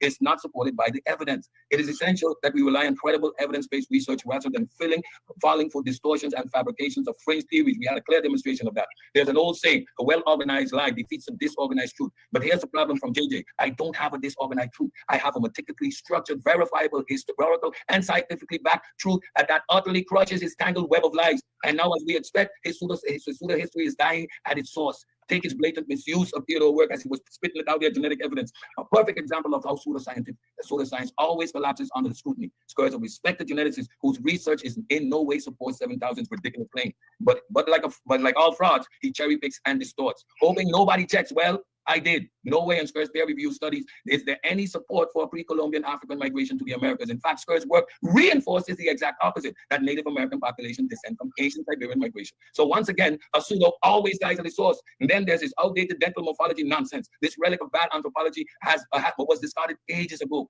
by modern genetics. 5 minutes, Sid, 5 minutes. Yet here he is, clinging to it like it's 1920, as if real scientists today would rely on tooth shape instead of DNA sequencing. It is not just wrong, it is pathetic. And let's talk about his so-called artifacts, arrowheads, tools, and other supposed African evidence. This is a textbook pseudo-archaeology, where random objects are desperately repurposed to fit a predetermined narrative. Arrowheads, really?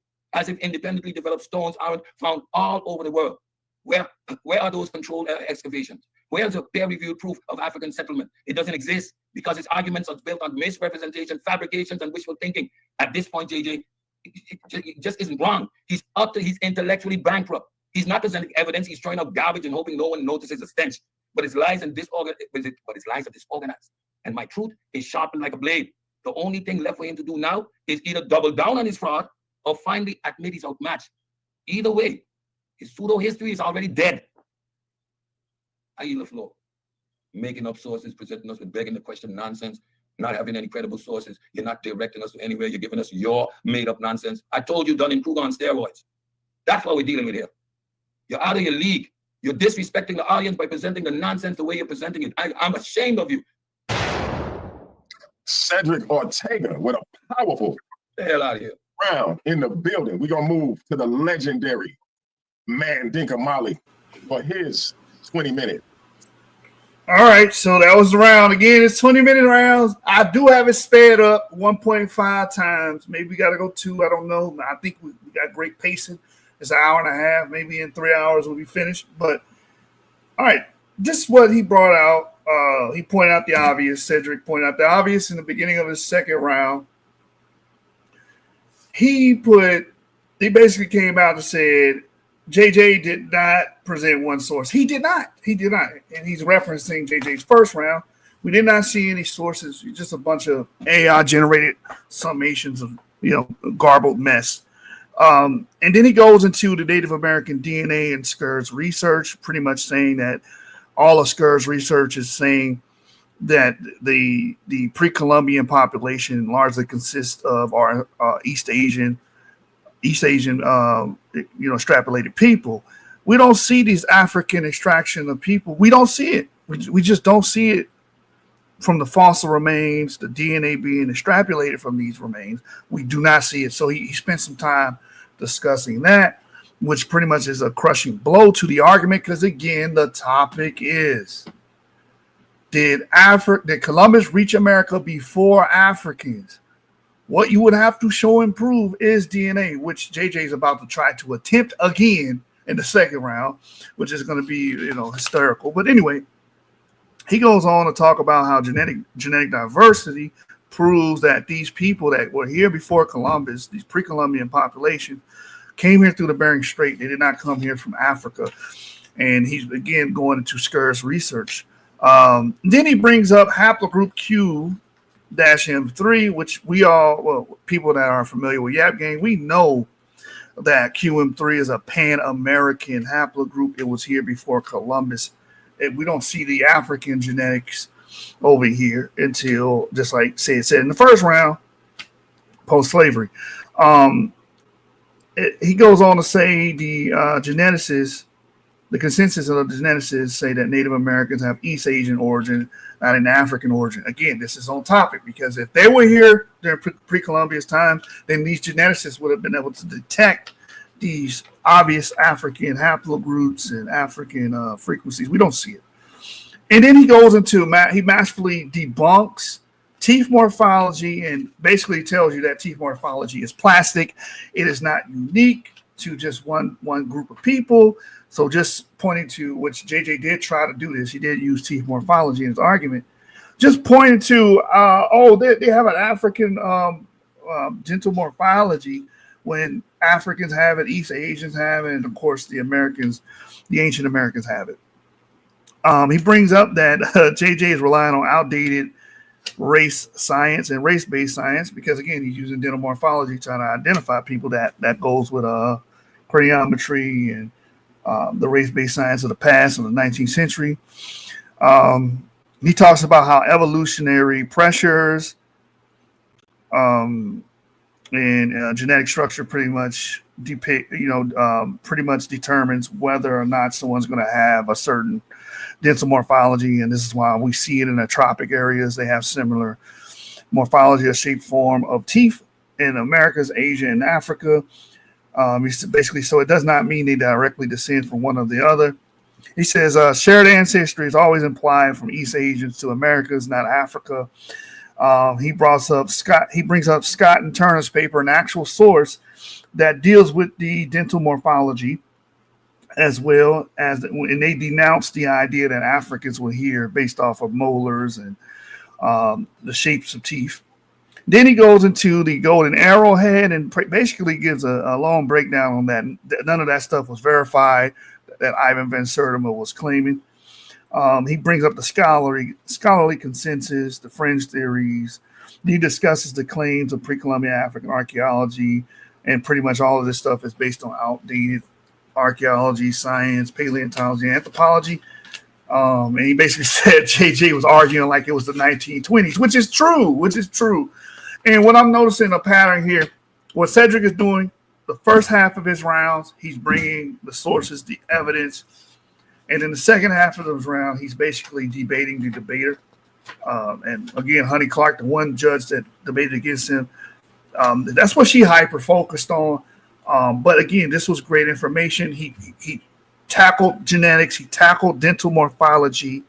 Did a great job explaining that Sker's research and other geneticists in the field, most geneticists in the field that work their salt, are basically saying the same thing. We don't see African DNA or resemblance here as far as ancestry goes in the Americas.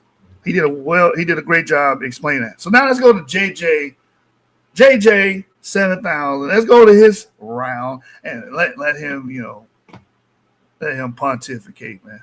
Second round, time gonna start when you start, my brother. Powerful. Let me share my screen. Yeah, let me share my screen. Yeah, that was. Don't forget to make it bigger, brother. All right, let me get to it.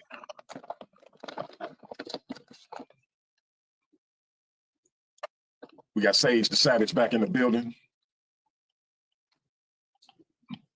You had it up. I don't know where it went. I'll mute my mic first. Hold up. That was like. All right, so you see it now? Let's go, man. Let's see where you at. Let's All go. right, I got you. All right, ladies and gentlemen. Make it a little bigger, bro. Hold up. All right, hold up. Time haven't started yet. Can you see that? Much better, much better. All right, time start when you start. Okay, so now I'm going to bring somebody to the table, which he has not done. I'm going to bring my scholar up. You see, the presence of EM2 in Americas before Columbus has significant implications for our understanding of the peoplings of America. He ain't got no source. He's just crying. The dominant theory suggests that Americans were populated by single migration from Asia across the Bering Land Bridge. However, the presence of EM2 in the Americas suggests that there's been multiple migrations to the Americas. This is Afrocentric. He Eurocentric over there, y'all. See, including the migration from Africa. He wants to deny this. So here's my guy. Now, hey, when are you going to bring your guy to the table to prove that Christopher Columbus did anything? That's what we waiting on. Now, the study by Bortoli and others, 2003, provides a strong evidence, but y'all gonna look it up right now. You ain't gonna be able to debunk it. From the presence of EM2 in the Americas before Columbus, the study found that EM2 was present in several indigenous American populations, including the Maya and the Kuka. The study also found that EM2 haplogroup in America was mostly closely related to EM2 haplogroups in Africa, suggesting a recent common ancestry between the two populations. Let's keep going. Let's keep going. All right. In conclusion, the presence of EM2 in the Americas before Columbus is a well-established fact that has significant implications for the understanding of the peoplings of America. The study by Bertolli, 2003, provided strong evidence of the presence of EM2 in America before Columbus, and the phylogenetic analysis shows that the EM2 haplogroup in the America was mostly correct. Shows that it was mostly that the EM2 haplogroup in America is most closely related to the EM2 haplogroup in Africa. right, let's keep going. All right. Now, the present EM2 in America before Columbus challenged the dominant theory. We said that the study of the people in America is a complex and multifaceted topic that requires an interdisciplinary approach. The present EM2 in America before Columbus is just one of the examples of the complex, nuanced history of human migration and admixture in America. Remember, this debate is about who got here first. Where's Columbus and the crew and all those guys admixture with the indigenous people? You can't find it until afterwards. So how the hell did he get here first? You have no proof of his voyage. We don't know where his ships is. We don't know where his ship lounge is. We know none of his navigation tools. So now you got to go a different route. I'm showing what I got. Where's his haplogroup? I'm going to show you his haplogroup. I'm going to show you how late it got here, sir. Stop playing with me, man. You ain't showed no source. Here go my reference right here. There it is. Look it up. Huh? There it is. Here go others who agreed with him. Huh? Look it up. Man, my fault you don't know. Now, while it is possible, okay, listen. Now, why is it possible that recent gene flow from Africa could have introduced EM2 into the Americas? The genetic data suggests that EM2 has been present in America for thousands of years. This is what my guy's saying. Thousands of years. The study of Bertolini and others, 2003. You see? What is his guy saying? They say Christopher Columbus brought his tail over here. See? All right, what else I got over here? Now, look. The presence of EM2 in America is not significant. This is what guys like Cedrick say. And does not challenge the dominant theory of the peoplings of America. We're going to rebuttal to that, Cedrick. The presence of EM2 in America is significant because it challenges the dominant theory of the peoplings of America, which suggests that Americans were populated via single migration from Asia, the Bering Land Bridge, an old concept. The presence of EM2 in America suggests that there may have been multiple migrations to the Americans, including immigrations from Africa. Let's keep going, man. Let's keep going. Here go another.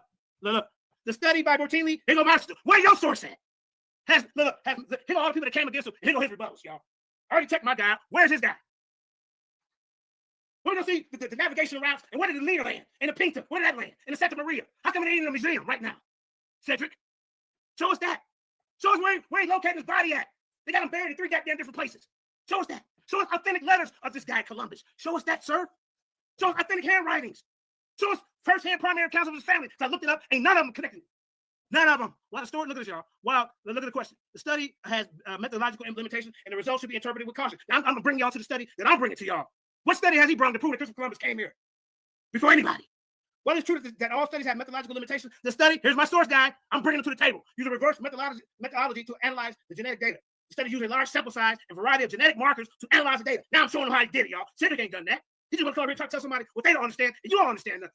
Because you sit up here talking about Christopher Columbus came to these Americas before anybody else, before Africa. You ain't showed us no artifacts. You ain't showed no DNA markers. You ain't showed no authentic records. Nothing. It's your lip. And your Eurocentric ideology, your pseudo-scientific racist ideologies.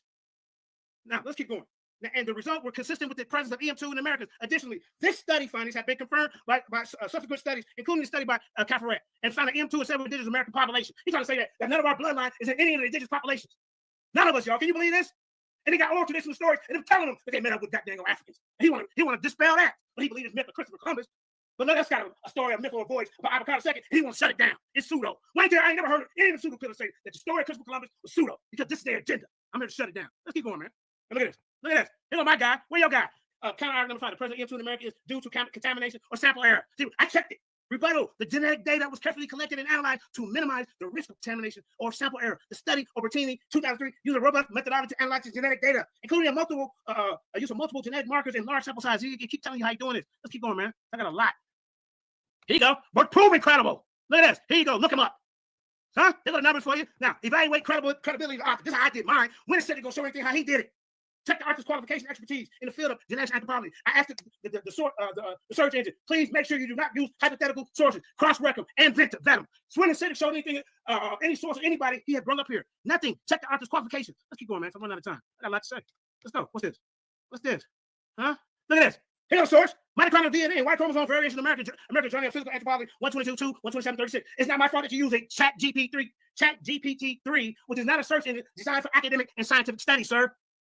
I'll show you that at the end. Now, check out. Let's keep going, man. Let's keep going. I'm going to show you. See. Okay, so as you can see, here's what I did to check out the information. I don't want to lean too much time on that. I want to get into more. All right, here we go. Here you go. All right, let's go.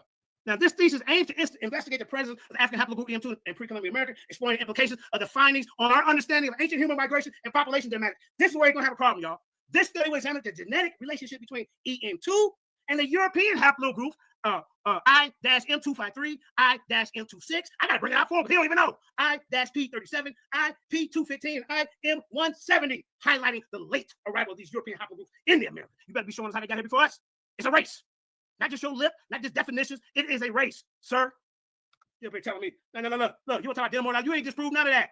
You ain't disproved none of that. None of that, sir. Look at this. Dental morphology is a real science. It is a real science. Don't let it fool you. Hold up. Look, this is what they use when they test for dental the teeth. This method measures the amount of radiocarbon 14 in organic materials such as bone or teeth by comparing the amount of carbon 14 in the sample to the amount of minor samples. 10 minutes, JJ. 10 minutes. 2 minutes. Okay, I'm getting more to that. Hold up. Look, like I say, man. Here's the extended background of admixture methodology and scientific method used to study the EM2 subclade in Mesoamerica. The study of human populations have revealed that many populations have experienced admixture. Why is it Cedrick addressing this admixture? He needs to show this European admixture before Africans. Because Columbus himself could have populated. He had to have a crew with him. And these are these Italians. And this is the genetic marker that I'm going to get into in my next round. I'm going to show you where these clowns come from, man. I'm going to show you. I ain't calling them clowns. I don't mean it like that. I'm trying to be respectful. But I'm going to show you, ladies and gentlemen, where Christopher Columbus and this Italian marker come from. He has to show this. It's a race. We can't go by the myth no more. If you don't believe my voice story, and I don't believe yours, now what do we do, judges? Now we have to prove other ways of proving our case or stating our case. And Cedrick Ortega has yet to do that. He's come up here with all this goddamn nonsense and JJ pseudoscience, guys at the source. What source? One of them, what you put up there didn't even have a goddamn name, said it was invalid or something, bro. You ain't vetted no sources. You just got a little website up there. We supposed to take you serious? So you can't sit up here and discredit my sources when I just brought my guy to the table. You better go tell Juju and the rest of your crew to get somebody up here proving Christopher Columbus came to these Americas for anybody else, and especially Africans. Where's that information? Where's it at? We haven't seen it one time in this debate. He just trying to appeal to y'all and say that, oh yeah, you heard him say about Afrocentric? You got damn right I'm Afrocentric. They're my people. You got damn right I come to name Ivan Van Sertima, Renewable Rashidi. They're my people. You come to the name of Randy Rudolph and all these other squares. That's what you do. Ain't showing us nothing, ain't showing us no Columbus route. When is you going to talk about Columbus for the whole round and not me? That's the title of the debate, judges. Remember that. Did Christopher Columbus come to the Americas before Africans? Am I still on or I fall off? You still on, bro? Okay. Yeah, man. So, did you say how many minutes I had left? I thought I had You got 7 minutes, 18 seconds. Oh, 7 minutes. Oh, I'm finna rock and roll. Thank you. Stop it. Okay, hold on. Let me get back to it. I thought you said 2 minutes. Yeah, man. Let's keep going. Let's keep going, man. This dude, he's done defending a fairy tale. Let me get my screen back. Hold up. Exit full screen. Let's continue. Let's continue. You got damn right I'm theatrical. You who want to be put to sleep by Cedrick? I got to carry the whole debate. Come on, man. All right, hold up. Can you stop my time for a second, sir? Don't worry about it now. Time is paused at 6 minutes, 35 seconds. Okay, cool. Hold up. Hold up.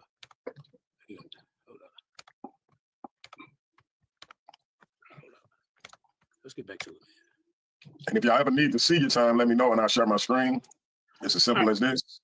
All right. Can you hear me? I can hear you. So I'm just showing y'all, if y'all ever want to see y'all time, let me know and I'll show you. Okay. Let me get your screen back up. Yeah. Time start when you're ready. Yeah, man, this dude, man, let me tell you something about Columbus. Because remember, this debate is about Columbus. Did he come here first? He too smart to come here. Like, we too down, remember? This is the narrative. Columbus arrival in America led to, like I say, erase indigenous people and their culture, their history. That's what it did. Columbus' treatment of indigenous people were brutal and racist. If this dude really existed, I'm still on the borderline of thinking he never existed. Cedrick ain't prove nobody up here. He might well be defending Jesus Christ, Santa Claus, and Spider-Man all hung out together in his living room.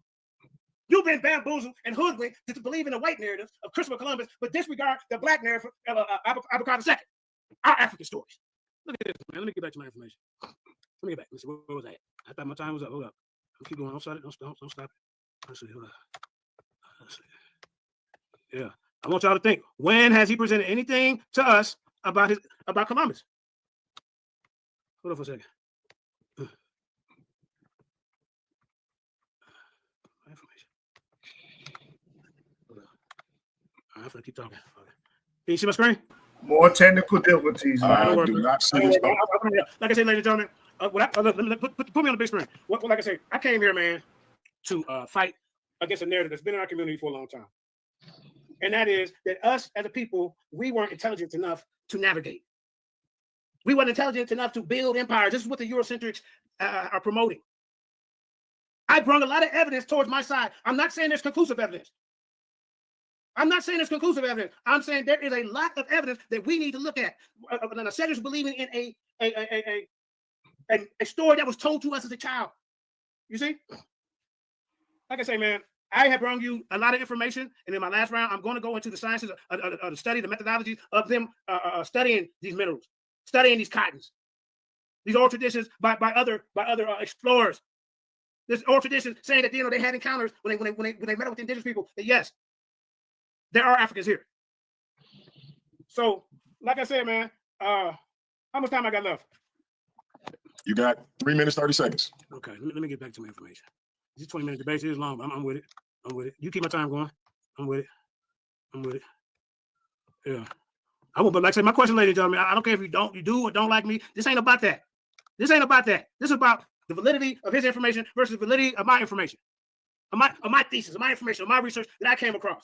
Not this story of what was was fed to him as a kid. Where's his European tools that should be found before these African tools? Where's the food products that come from over to Europe over here before the African food? Where's their jewelry and the coins? We got coins that date back older than 1492 found in America, in Brazil, in Peru. He will keep crying about a source. Now, I showed you somebody with a source. Ladies and gentlemen, when he come back on here, is he going to show a source or somebody that's backing up the information that he's saying? I'm not saying that wins the whole debate because the presentation counts as well, and you have done a miserable job explaining to the people your side of the story. I need to see when Columbus came over here. You say he landed at what port? I need to see these royal documents. I need to see first-hand accounts of people there talking to him, saying, yeah, where's his crew? Where's other crews, other people who have shit that written documents about this guy? All these stories come years and years later after so-called Columbus existed. So you're going to hold the Christians and the Hebrews accountable and saying that they have to prove this in a certain amount of time? You can't talk about them. What happened years and years later that don't count? Then you need to do the same thing. Not one time have you said, well, this is the route he's taken. Oh, look at these. Here's the textiles that come from Italy and Spain. That was over here a long time ago. Oh, look, here's the linguistics connections between Italy and Spain, where we come from, that was amalgamated with indigenous people. Look at the shared loan words. Look at archaeology. He has not done any of that. Look at the religious connections. You haven't done none of that, bro. We're saying who made the bigger, who came in first, meaning who made the influence. And not only that, who genetic marker is here? Who's here first? Even if it's a small 2% sample found in indigenous people, 2% of that population at the time, that's 500,000 to 1 million Negroes or blacks or Africans. That's a lot of baby making that can be done. What you talking about, bro? So do not discredit the 1 or 2% that you may see admixed to the population. Look at the population, and you take that 1 or 2%, and that's how many Negroes are floating around here. Wasn't it so 1 or 2? Well, man, this debate, like I said, man, to me, it's about who really being real to the people. Who explaining this better? Who has shown a source? Who has shown different information? He think he's a professor. You're not qualified to debunk anybody's sources, bro. And that's time. That is time. We are moving on to the third and final. Woo! Boy, 20 more minutes, man. Your boy said, dang, these 20-minute debates is long. Guess who idea was to go 20-minute rounds? JJ's. Man, about the 5-minute marker, he rambles. JJ, you don't get points for rambling. The point and purpose of this debate is for you to get on here and explicate these points with information. You did not do that, okay? For you to sacrifice the last 5 minutes, and Cedrick's going to sacrifice the last 3 minutes of the following round. But it's just the way you did it and what you did was just nonsensical garbage. But that's not starting at the end. It started at the beginning. You brought up Buntolini 2003. You brought up that paper, and you stated, according to the AI summations, why I keep telling y'all stop going off AI and go read the actual paper. You stated that paper basically claimed that EM2 was found in several locations in America, not just one, not just in one sample size, several locations in America. That's what you stated. So what I'm going to do is something very special for this round. And this is what we call a misrepresentation of sources, right? So when you do have an actual source, it's being misrepresented. And how it's being misrepresented, you typed in AI to give you some evidence, and AI did it based on what you were asking, and it shot out that EM2 was found in several locations in America, that EM2 was pre-Columbian, right? And you said, here's my guy, quote unquote, Bortolini. This is what you said in the debate. Now, here's the paper right here. I have the paper from Bortolini et al. 2003. And as Bad Juju, Good Juju told you, Maria Cataria is a woman. And you kept calling this person a man. So basically, here's the abstract right here. I'm not going to go too long. I'm not debating him. I'm just showing you the source that he referenced. And what he claimed to say that EM2 was found throughout pre-Columbian Americas, and what the paper actually says. It says to scrutinize the male ancestry of extant meaning surviving Native American populations. We examined 8 biallelic and 6 microsatellite polymorphisms from the non-recombining portion of the Y chromosome, and 438 individuals from 24 Native American populations, and 404 Mongolians. So again, this is a project that was conducted on living people, modern people. So this is not dealing with pre-Columbian Americans, right? But it's going to dive into the question of who was here before, right? Based off of the modern population density. A lot of papers do this, right? This is one of the biallelic markers typed as recently identified mutation M242. This buttresses what what Cedrick was saying in his second round. That Q-M3 haplogroup Q pretty much was representative for the male population of ancient pre-Columbian Americans. You're basically buttressing by even bringing this paper up. You're buttressing and supporting Cedrick's argument, characterizing a novel founder Native American haplogroup. A novel meaning new founder Native American haplogroup. It doesn't say M2. It says M242, which is a haplogroup Q. It says the distribution, relateness, and diversity of Y lineages in Native Americans indicate a differentiated male ancestry for populations from North and South America, strongly supporting a diverse demographic history for populations from these areas. Notice we haven't read anything about an African voyage, that several African voyages came here. We didn't read anything about M2 peopling or being a part of an early admixture pre-Columbian America. This is his source. We're reading from his source that he cited. Okay, it says these data are consistent with the occurrence of 2 major male migrations from southern central Siberia to the Americas. Buttressing what Cedrick said. You cited a source that supports your opponent's argument that the people here before would not have been African, that they came from Asia. And you don't even realize it because you didn't read the paper. What you did was went to AI and had to spit out a bunch of goddamn inquiries. You did not read the paper. It tells you where these people come from. These data are consistent with the occurrence of 2 major male migrations from southern central Siberia to the Americas, with the second migration being restricted to North America, and a shared ancestry in Central Asia for some of the initial migrants to Europe and to Americas.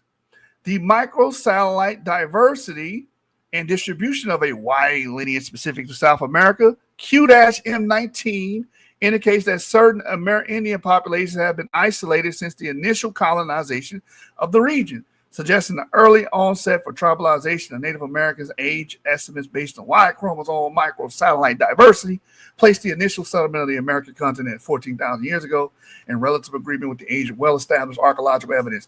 This paper is not agreeing at all with anything that you said. You said EM2 was found in several locations in America. You brought up that EM2 was pre-Columbian. This paper, and you said that this was your guy, which is actually a female. You actually said that in your debate. And nothing what you put on that with that copy and paste from that AI inquiry is supported by the actual paper. Stop playing, man. Cedrick, your third round should have just been reading this damn paper. I would just, you know what? Before I go my third round, let's read this paper. That's what I would have did. But let's go down to the portion that talks about EM2 and what it says about EM2. Because there is a portion that talks about that. Because again, we're talking about modern population. This is post-slavery. Right? So, right here, geographic distribution of Y chromosome haplogroups. It says 4 of these haplogroups, Q-M13, M3 ancestral, M242 ancestral, and CRPS4Y are restricted to the Americas and or Asian. So these are your American haplogroups. The most derived haplogroup Q-M19 was found only in the Tacona and the YU of Northwest and South Americas. Its parental haplogroup Q-M3, which is what Cedrick told you in the second round and sourced it, is the Pan-American haplogroup, representative of pre-Columbian Americans. He told you that. Your source is buttressing Cedrick's source. Why? Because Cedrick went with the consensus and read from it. You are going with non-conventional information. You're trying to go against the mountain of evidence that cements that Native Indigenous Americans were not African. There's no proof of it. You're going against a mountain of it. Come on, man, stop it. Your own goddamn source says it. It says QM3 was detected in all of South American populations tested, where it's markedly predominant with a mean frequency of 77%. This haplogroup was also observed, albeit in a low frequency, 6% in the Chippewayan, but was not found in Mongolia. Haplogroup Q-M242 ancestral, the immediate ancestor of Q-M3, is the second most prevalent in Chippewayan, where it was observed at the frequency of 25%. This haplogroup was a wide distribution in South Americans with a mean frequency of 9%. In its highest prevalence is in populations of Northwestern South America. Q-M242 was also detected at low frequency 4%. In Mongolia, haplogroup CRPS4Y was not found in South Americans, was at low frequencies of 6% in Chippewayans, and is the lineage most commonly observed in Mongolia, 56%. The other 5 lineages, P-M45, K-M9, and DE, right, YAP, and EM2 are observed outside the Americas in Asia. So it tells you that these are non-American haplogroups right here. Lineage P-M45 was found at low frequency in the South Americans at 4%, and Mongolia at 6%, but it's most common in Europe at 52%, and in Chippewayans at 63%. Lineage K-M9 has low frequencies in Europe and Africa. It is the second most frequent in Mongolia at 30%, and was not observed in Native Americans. Lineage Y, DE, YAP, and EM2 are mostly restricted to Europe or Africa. This is your paper that you reference. This is the paper that you reference, which is going against your points. They were not observed in the Chippewayan, and their low frequency in South Amerindians is likely to reflect recent admixture.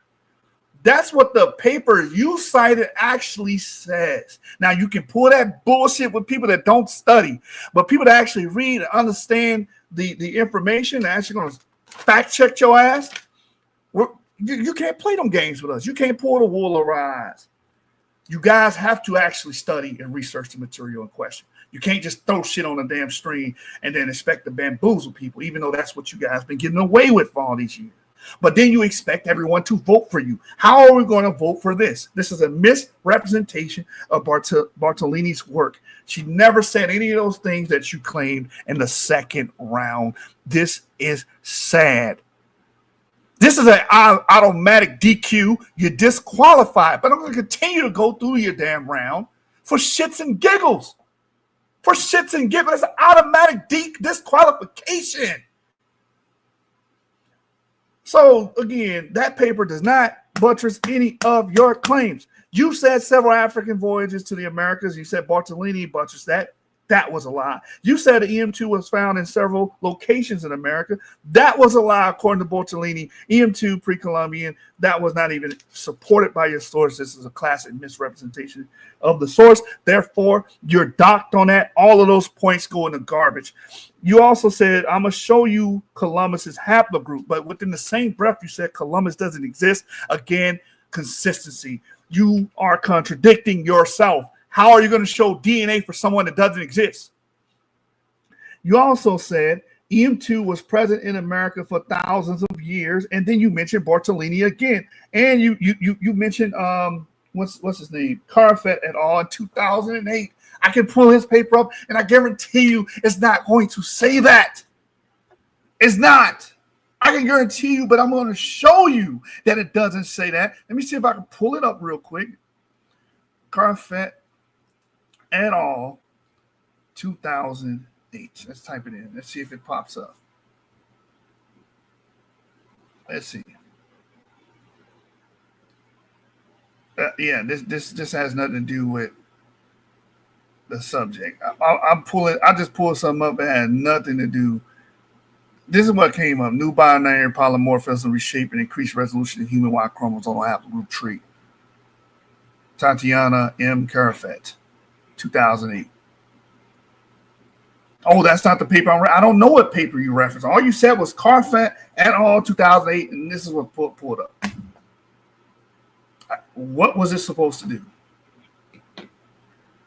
Scratch that off the damn list. All right, so most of your damn debate is unjustifiable.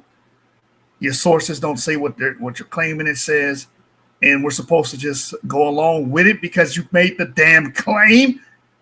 You guys suck as debaters. You suck. You guys suck. You basically kept going on that tangent. Immigration of Africans, again, not supported by Bartolini 2003 or Carf et al. 2008. You brought up dental morphology again, and guess what? What did Cedrick bring out in his second round? Dental morphology. He did a well job. He quoted scientists that were in the field of paleontology explaining that what? Dental morphology is plastic and is not mutually exclusive to any group, and that East Asian and Americans connect not with Africans, and people can have those same morphometrics coming from different places and different people that are separate from each other, then does not denote common ancestry. He addressed that already. You brought it up anyway.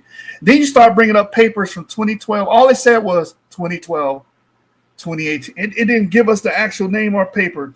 That's called a DQ disqualification. We cannot verify none of this. So on citations, you don't win that. Maya, you said the Mayans and Aztecs had EM2. No reference, no source, no nothing. You just said it. You said the ancient Mayans and Aztecs had EM2. That was just a claim. You also brought up alternative narratives about Columbus's voyage. If you have to bring an alternative narrative, you know what that means? That a original narrative exists, which you're claiming it doesn't. You're contradicting yourself. You brought up You brought up that you're a proud Afrocentric, that you follow Ivan Serva, Runoko Rashidi, and this is a part of your 5-minute rant that you went on rambling and rambling and rambling. The last 5 minutes of your debate round was just a bunch of rambling about how you support Ivan Serva and you stand for Black scholars, all this other crazy stuff, man. Just trying to appeal to emotion and rabble rouse. This is not debating. This is all a bunch of fallacious tactics. You also said you also admitted that I'm not saying that there is conclusive evidence. You're basically telling people that you don't have conclusive evidence for your side. You're just up here bumping your gums. You basically said it in your rant. You gave that round to Cedric, even though Cedric outright won. But this round was terrible. And that's really saying something, because you've already been garbage. But this is even worse. This whole round was worse than your opening in your first round. And you want somebody to judge for this garbage? Are you mad? Are you insane? Who the fuck? Okay, I said I wasn't gonna press. Who would say you won this round? Who? Anyway, while you were talking, you said, let me bring my PowerPoint up, and it was a bunch of blank pages. Then you just kept rambling and pontificating. And you said, I'm being real to the people. Obviously, you're not being real, because we can't authenticate anything that you say. And when we can, the sources don't say what you claim they did. Therefore, the second round obviously has to go to Cedric. Cedric won on presentation. Again, his presentation was better than yours and delivered better, and he explicated the subject better. He brought up the morphology. He brought up haplogroup QM3, genetic diversity points, the low genetic diversity pointing to them coming from the Bering Strait, no evidence of African admixture or migration. He brought all those things up within the first 10 minutes. The second half, again, was about debating the debater stuff, and he didn't even slip in that morphology in there, the dental morphology argument. He brought up the scholarly consensus. He brought up all of those things, and you went over there and laid a damn egg. Cedric wins presentation. He wins on strength of argument. His sources are actually valid, right? He wins the relevancy argument, because most of the things that he was bringing up was relevant to the topic, and it was up to date. He was consistent on his argument. He wins consistency, and he wins citations by a landslide. Your citation didn't even say what you said, and most of the stuff didn't even have citations. By a landslide, Cedric wins round 2. So the debate actually goes to him, but that's finished the goddamn debate. That's finished reviewing it for the sake of the review, because I can end it here, because he won opening, first, and second. All you got left is the third and the Q&A. That's all you got left. I don't know how you make that up. And you're closing. I guess you're gonna hope to tie. But anyway, Let's go to the third round. Oh my God. Can't believe I'm still doing this shit. It's 2 hours in. Anyway, let's go. Hold on. DB. Could I say something? Of course. I'm just saying they had an opening round of 10 minutes and they had 2 rounds of 20 minutes. Why we could go into the question and answer round right now? Brother, I got to address. Trust me, you won't mind in this third round. Okay. This is like this is a long shit. I don't see nothing else. Maybe So what? JJ's screen is still sharing. No, it isn't. Scientific community, but this is again a lack of JJ's a particular understanding to the environment he's dealing with. Now, in addressing the claims made regarding textile evidence, you just heard him talk about these artifacts, pre-Columbian African contact in the Americas. It is important to examine these claims critically. Given the lack of substantial evidence, he couldn't present you with any. He only was begging the question. First, both African and American cultures developed textile techniques independently. There is no conclusive proof that these similarities indicate direct contact. In the opening round, I told you what he would do. Because there's no evidence to disprove his claim makes it true. That's not how science works. The practice of weaving, spinning, and dyeing were common across different cultures and arose due to parallel development, not necessarily through diffusion. There is no African textile tools. You need to present us with the evidence or material found in pre-Columbian American archaeological sites to suggest African influence. You want me to do your job. How does that make sense? Second, the claim of textiles patterns resembling African designs in the Mesoamericas or South American cultures is largely based on interpretation, aka lookership, not solid archaeological evidence. Many diffusionist theories, like the idea that textiles that travel across the Atlantic before Columbus, fail to account for the independent evolution of similar technologies in geographically isolated areas. Similar textile techniques can be traced to shared human ingenuity, not contact between distant civilizations. Everybody buries their people everywhere. Lastly, while both African and Americans had sophisticated textile traditions, these should be viewed within their cultural context. The Maya, Inca, and other indigenous American civilizations developed their weaving independently using local materials. There is no credible evidence of African textile artifacts being found in pre-Columbian America. JJ wasn't able to present you with not only begging the question and making claims. In conclusion, while textile patterns may seem similar across continents, these similarities are more likely due to independent development rather than pre-Columbian African contact. Without tangible archaeological or material evidence, the claim of textile evidence for transoceanic contact remains unsupported and speculative, as he indicated in his own jargon. This is all speculation based on his emotion and how he feels. VJJ7000, in his desperation to fabricate pre-Columbian African contact, now he just resorted to one of the most ridiculous claims in the pseudo-historical playbook. Yams, yes, you heard it right. You just heard it, yams. According to him and fellow blackologists, the presence of yam in America somehow proves that Africans sailed across the Atlantic and established contact with indigenous people before Columbus. This argument is not just absurd, it's an insult to logic, science, and common sense itself. First, let's address the basic botany. Yams, the Escora, exist in Africa and the Americas because they evolved independently in multiple regions. There are indigenous species of yam native to South and Central America, distinct, just as there are species native to Africa and Asia. The mere presence of a crop in two different locations doesn't mean there was travel. It means plants exist in different places. If we follow 7000's logic, we have to assume that elephants in Africa and India prove that ancient Africans sailed to South Asia and dropped them off. It's pure nonsense. Second, let's talk about evidence, or rather the total lack of it. If Africans supposedly introduced yams to the Americas, where's the corresponding proof of contact and discontact? There are the African tools, the ship remains, the settlements, where the linguistic traits you talk about, prove them, show them, or the genetic markers in indigenous population. There is none. There is zero archaeological evidence, genetic or linguistic evidence. You're talking about the EM2 when we know precisely when the EM2 gene was introduced. Multiple studies indicate this, and that's a corroborated evidence. You bring an unsupported, unverified hypothesis to the table. It says hypothesis in the title, and you think you have something. This shows you that you're out of the lead. If there were actual contact, we would see unmistakable traces of African influence in pre-Columbian societies. Instead, all we get is vague speculations about crop that already growing in the Americas long before Columbus ever set sail. Third, real history and scientific research has already addressed how certain crops ended up in different parts of the world. For example, some African crops like rice arrived in the America after European contact via the transatlantic slave trade. Meanwhile, other plants like the Asian banana were introduced to Africa and the Americas through trade with Southeast Asia. But it is all documented. There's a clear chain of evidence for these exchanges. Unlike your fantasy yams, JJ, which is basically entirely on speculation and a complete ignorance of agricultural history. This is a classic example of Abdullah always dying at a source. He pulled up a source saying, right, this is unsupported. The methodology is flawed, and we know when the EM2 came into existence. VJJ7000 took a real plan, stopped a fake narrative on it, and hoped that nobody would check.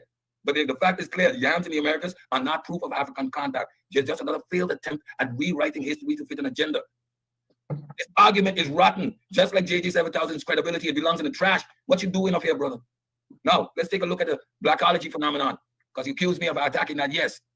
In the ongoing debate about African presence in the pre-Columbian America, we see a disturbing trend, the reliance on so-called blackology teachers, pseudo-scholars who distort history, misinterpret facts, and promote misleading ideas for personal or ideological gain. These individuals often use their self-proclaimed authority to push fringe theories without credible evidence, relying on distorted interpretations of history and misrepresented sources. 7,000, much like others in the pseudo-scientific community, reference a collection of these so-called scholars whose work is often based on little more than conjecture, selective reading of history, and in many cases, outright fabrications. It is crucial that we identify and address these so-called experts to show how these fabricated narratives continue to mislead and confuse. Start with the big one. Let's now take a closer look at the so-called scholars that 7,000 often cites in support of his theories. These individuals are often recognized in the often not recognized in the legitimate academic community, and their work lack rigor, peer review, and credibility necessary to consider credible sources of knowledge. That's what JJ is presenting us with all night. Dr. Raluca Rashidi. Rashidi was an academic who gained some notoriety in alternative historical history circles, particularly in African studies. However, his work is not considered credible within mainstream academia. Rashidi was known for promoting the idea of ancient African migration in the Americas, but his arguments are based on misrepresentation of archaeology and genetics, and has been widely criticized for lacking scientific basis. Dr. Ivan van Sertima, one of the most prominent figures in the so-called blackology movement, van Sertima is often cited by proponents of African migration theories. His book, which JJ cited, They Came Before Columbus, in these circles. However, mainstream historians and archaeologists have heavily criticized van Sertima's claims. His books make sweeping assertions based on unreliable sources and dubious interpretations of evidence, including fabrication and misrepresentation of ancient African presence in the Americas. Dr. John Henry Clark was an African-American historian known for his contributions to African history, but he is often misquoted or selectively cited by pseudo-historians. While his work was important in advancing African history studies, some of his more speculative ideas, particularly those concerning African influence in the Americas before Columbus, are not supported by the scholarly consensus. His contributions, while important, are often exaggerated and misrepresented by fringe theories to give their arguments a veneer of legitimacy. Dr. Ben was a well-known proponent of the idea of African played a major role 10 minutes. Americas. While his work garnered attention within the Afrocentric movement, much of it is viewed with skepticism by the mainstream scholars. Dr. Ben claims often lack peer review evidence, and his assertion regarding African migration to the Americas before Columbus has been widely debunked. Like others in the blackology movement, he took a speculative approach using unsupported claims to fuel his narrative. Dr. Chancellor Williams is another figure often cited by pseudo scholars. His book, The Destruction of Black Civilization, is important in the African-centered scholarship, but his work on pre-Columbian African contact with the Americas is seen as problematic by historians and archaeologists. Williams relied on selective reading of history, making assertions that are not grounded in reliable evidence.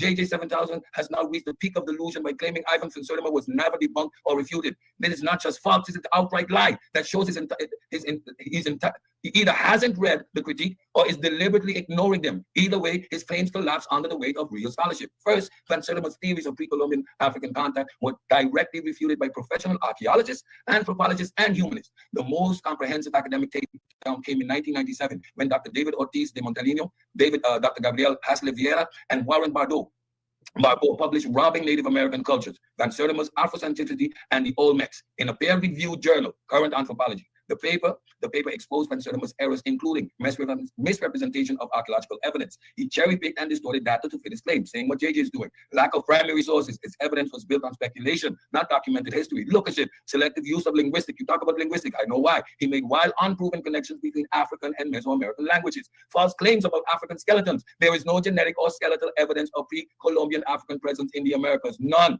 Second, van Sertima never provided a single verified African artifact in the pre-Columbian American context. His claims about the Olmec heads were particularly ridiculous. He argued that their facial features were African, completely ignoring the fact that the heads resemble indigenous Mesoamerican features and that similar features appear in other Native American artwork. This is nothing but the racist, they couldn't have done it themselves argument, repackaged in Afrocentrism. Finally, even van Sertima himself admitted that his work was speculative. In later interviews, he acknowledged that he had no definitive proof of African voyages to the Americas before Columbus. But of course, blackologists like 7,000 conveniently ignore that. So let's set the record straight. Van Sertima was refuted decades ago. Real scholars in real academic journals. VJJ7000 claimed that he wasn't debunked. It's just more fraudulent nonsense from someone who wouldn't know legitimate research if it slapped him in the face claiming he did his own research. At this point, JJ isn't just defeated, he's humiliated, have dismantled his fabricated sources, exposed his fraudulent use of real scholarship, and annihilated every pseudo-historical claim he'd thrown out. But like all desperate pseudo scholarship, he's keep clinging to the same tired nonsense, textiles, yam, and the ever-persistent delusions of blackology. Let's be clear. Not a single claim he has made hold up to scrutiny, like his textile argument, debunked. The patterns and weaving techniques he tries to link to Africans are found across multiple ancient cultures, including indigenous American civilization, that developed them independently. There is no African textile influence in pre-Columbian America. Just another baseless assumption he hoped nobody would fact check. His yam's argument utterly destroyed. As I already explained, yam have indigenous species in America, and there's zero genetic, archaeological, or historical evidence that Africans introduced them. This is just another classic case of blackologists pointing to a crop and screaming Africa without a shred of supporting data. It is lazy, ignorant, and flat out wrong. And blackology itself, nothing more than a conspiracy-laden cult of historical delusions. These pseudo-intellectuals operate like religious fanatics, bending history to fit their agenda while ignoring actual evidence. They rely on cherry-picked sources, outdated methodologies, and outright fabrications. And hoping that repetition will make their lives true. But history isn't built on wishful thinking. It is built on evidence. JJ has spent the entire debate running from evidence, distorting real research, and shifting the burden of proof because he knows he has nothing. Pseudo always dies as its source, and every single fraudulent claim that he's made has crumbled the moment real scholarship is right. He can double down all he wants, but the reality is clear. His arguments are worthless, his sources are fake, and his credibility is non-existent. This debate is over. Don't forget, though, he was never equipped to have it in the first place. Time. Damn. 3 minutes and 12 seconds left, brother. You want to give all that up? At this point, it is useless. He's just blabbing his mouth. He's been discredited from every aspect. He's totally disrespecting the audience. We've been here long enough. I mean, at this point, what is there else to do? Listen to him try and discredit real scholarship because emotionally, they couldn't say over here, you can't provide any evidence. You just run in your mouth. Even your presentation is putting the audience to sleep. You're an embarrassment. You shouldn't be on the stage with me to begin with. He can have the all right. Let me reset the time to 20 minutes. JJ, this is your third and final round, brother. Time gonna start when you start. Yeah. All right, let me be quick and brief about what was presented in Cedrick's third round. So Cedrick brings up textile evidence because textile evidence goes with the material culture that JJ and proponents of JJ's argument will try to claim. And basically, he just debunks that, saying it's lookership and not real evidence of Africans migrating over here. He brings up the yam arguments, how they're baseless and rotten. And he brings up a comparison. What one person would do to critique this round is he will say, well, this is the round that he went almost the majority of the time debating the debater. And like Honey Clark said, she felt like that wasn't on topic. So that's why she judged against him. But, I mean, if you're going to dock him from that, do you see all the shit JJ said? You got to dock him heavy.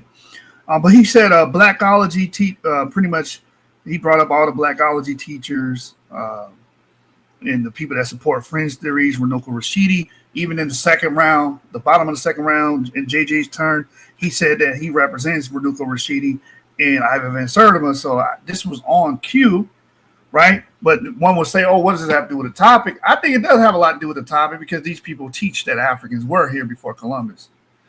They believe that. So John Henry Clark, he talked about some of the fringe things that he would say that's being recirculated. Joseph Ben Buchanan, Chancellor Williams. So he's indirectly attacking the argument by going against the people that have put this shit into circulation at the beginning. They're the impetus. They are the reason this doctrine is being circulated today in modern circles.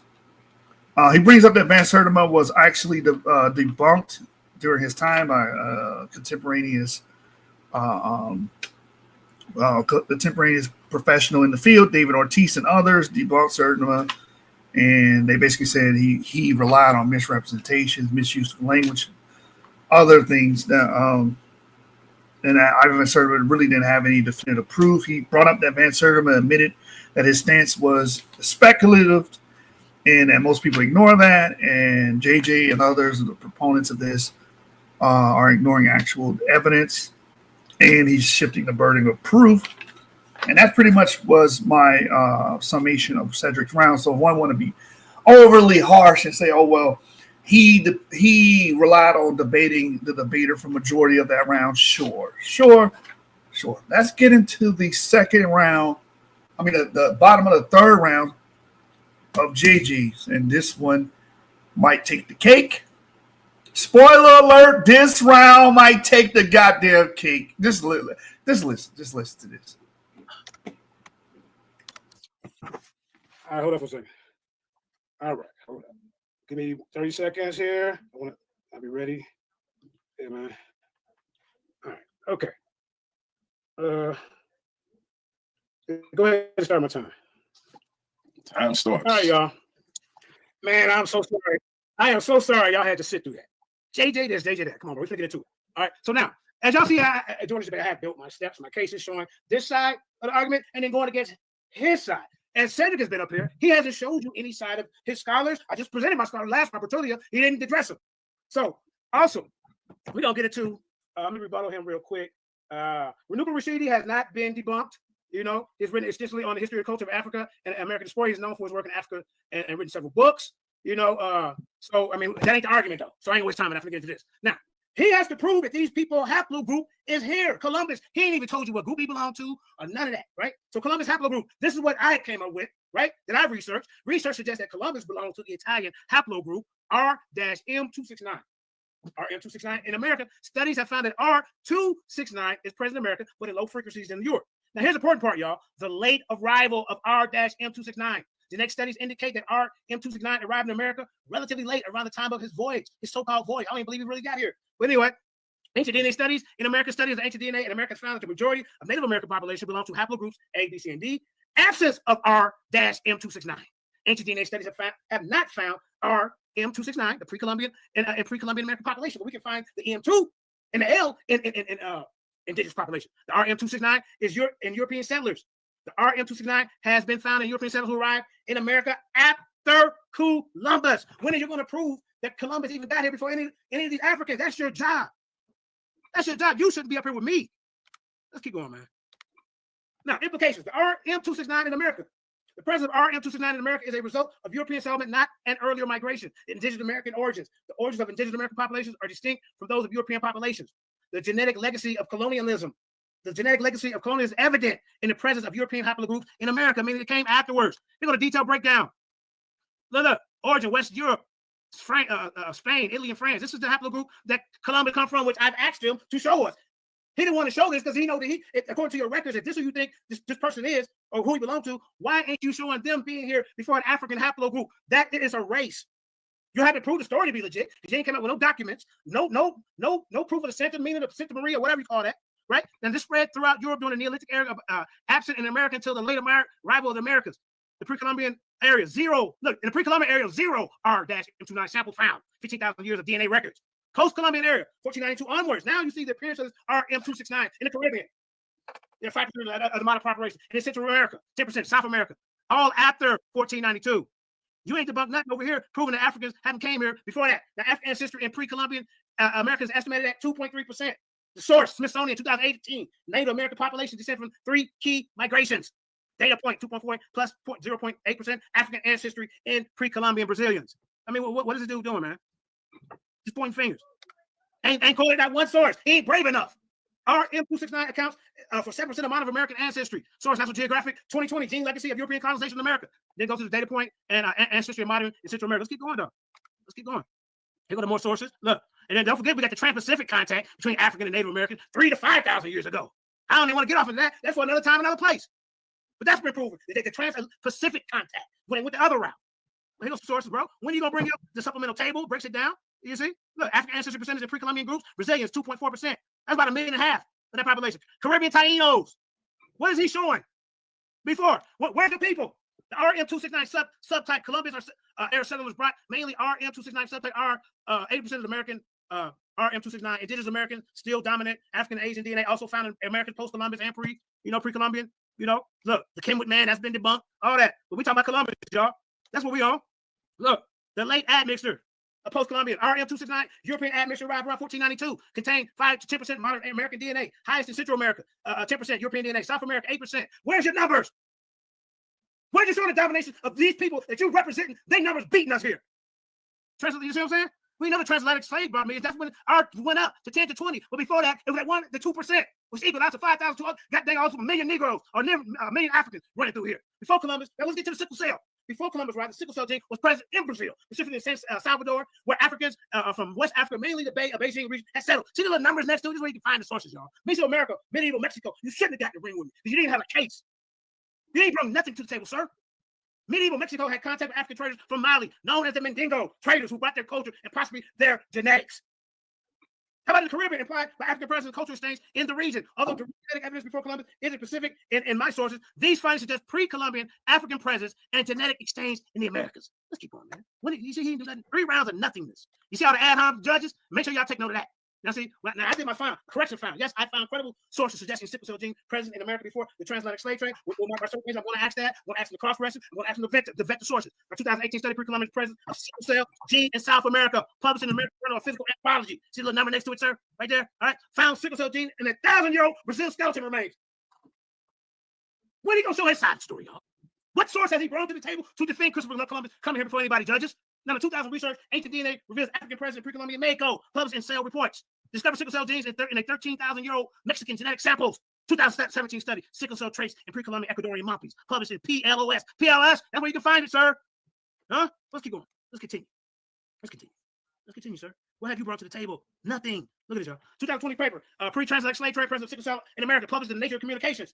Confirms sickle cell gene present in pre-Columbian American population via ancient DNA analysis. These sources suggest that sickle cell gene present in America before somebody meet the mic, please. Slave trade would be in America before the transatlantic slave trade. And then my chat or asks me questions. Would you like to dive deeper more to these findings? You don't use this type of chat. I got going. You see? You use a chat GP3. They ain't even designed for academic research and studies. Now look at this. Yes, look what my chat engine said. Suggests that sickle cell gene is present in America before transatlantic slave trade. Here we go. We got the ancient Brazil skeleton, 750 to 1250 AD. Sickle cell genetic markers found in bones, excavations, 2011. Pre-Columbian Mexican codices, 900 to 1521 AD. Already beat your time. We here. We've been here. He ain't showed no trail or nothing. Just running his mouth. And sit here and did all them ad hoc. You can do that. That's not going to help you with this information. 10 minutes, JJ, 10 minutes. 10 minutes or more. This educational butt whooping that he can continue to get. Symbols depicting sickle cell-shaped cells in ancient medical texts. Genetic analysis of ancient Peruvian mummies. Look at it here, y'all. 550 to 450 AD. Sickle cell trait detected in DNA samples from 2018 study. After pre-Columbian symmetric links in South America, 500 to 1500 AD, suggests African presence and potential sickle cell genes introduction. We've been here. He want to try to, Christopher Columbus said, yo, some blue. That's what you was talking to the kindergarten. You grown now. You shouldn't even believe in fairy tales. And what you told the Christians and Israelites, now it's your turn to get a taste of your own mess. Look at this, y'all. Native American genetic study 2018 revealed African DNA admixture in some Native Americans. But he got up here and said there's no conclusive evidence of any admixture of Africans before 1492. Now you got to deal with that. You got to show up the facts. I heard what you said. Hope the judges are listening too, because he ain't gonna be able to show nothing. Let's keep going. Keep going. Now, verifying the sources with extreme scrutiny, verification results. Ran these sources through multiple verification checks. Cross-check with academic databases.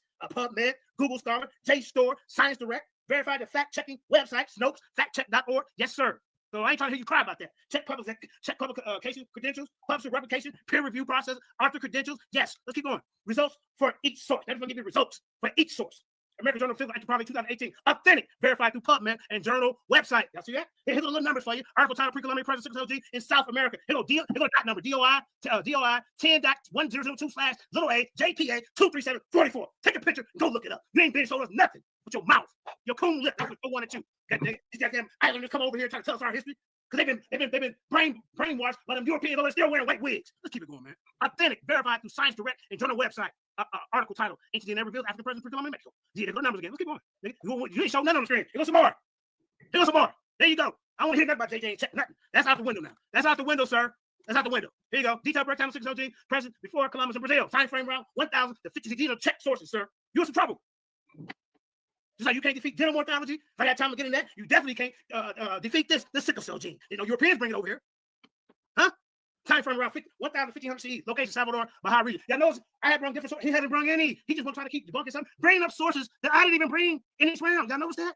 Judges, pay attention. African origin, African specifically. They have been in region present day Nigeria, been in Togo. This is the sickle cell gene. Mali Empire traders and migrants. Genetic evidence. Here are more of the source. 2018 study published American Journal of Physical Anthropology. Sickle cell gene found thousands of years before Brazil skeleton remains. 1,000-year-old Brazil skeleton remains, sir. It's not that hard to get to Brazil from Africa. Stop it. Mesoamerica, Mexico, time frame. Here goes the sickle cell, still floating around, sir. Around 1,200 to 1,500 CE. Location, Central Mexico. Valley of Mexico, present-day Mexico City, states of Veracruz, and Tabasco. African origin, West African traders from where? The Mali Empire. Mexico people, genetic evidence. Look at the study. Wait, what is he talking about? We can't even say that you brought unverified sources because you haven't brought any. You haven't even stated the case. You haven't proved to us anything. When you gonna show us the day Christopher Columbus left and his map and his people and how his gene has been here forever, making a mark? When I'm showing you that the gene came late, then I'm showing you our stuff. He hasn't done that in this debate. Let's keep going, man. Let's keep going. Let's trust me. We're gonna review this. Look at this. Hispaniola has present day Haiti and Dominican Republic. Let's keep going. Jamaica, African origin. Let's keep going, man. Let's keep going.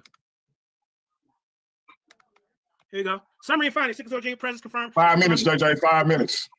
African facility, Brazil, Mexico, 1300 years, predates transatlantic slave trade. Evidence suggests sickle cell gene arrived in the Americas before 1492.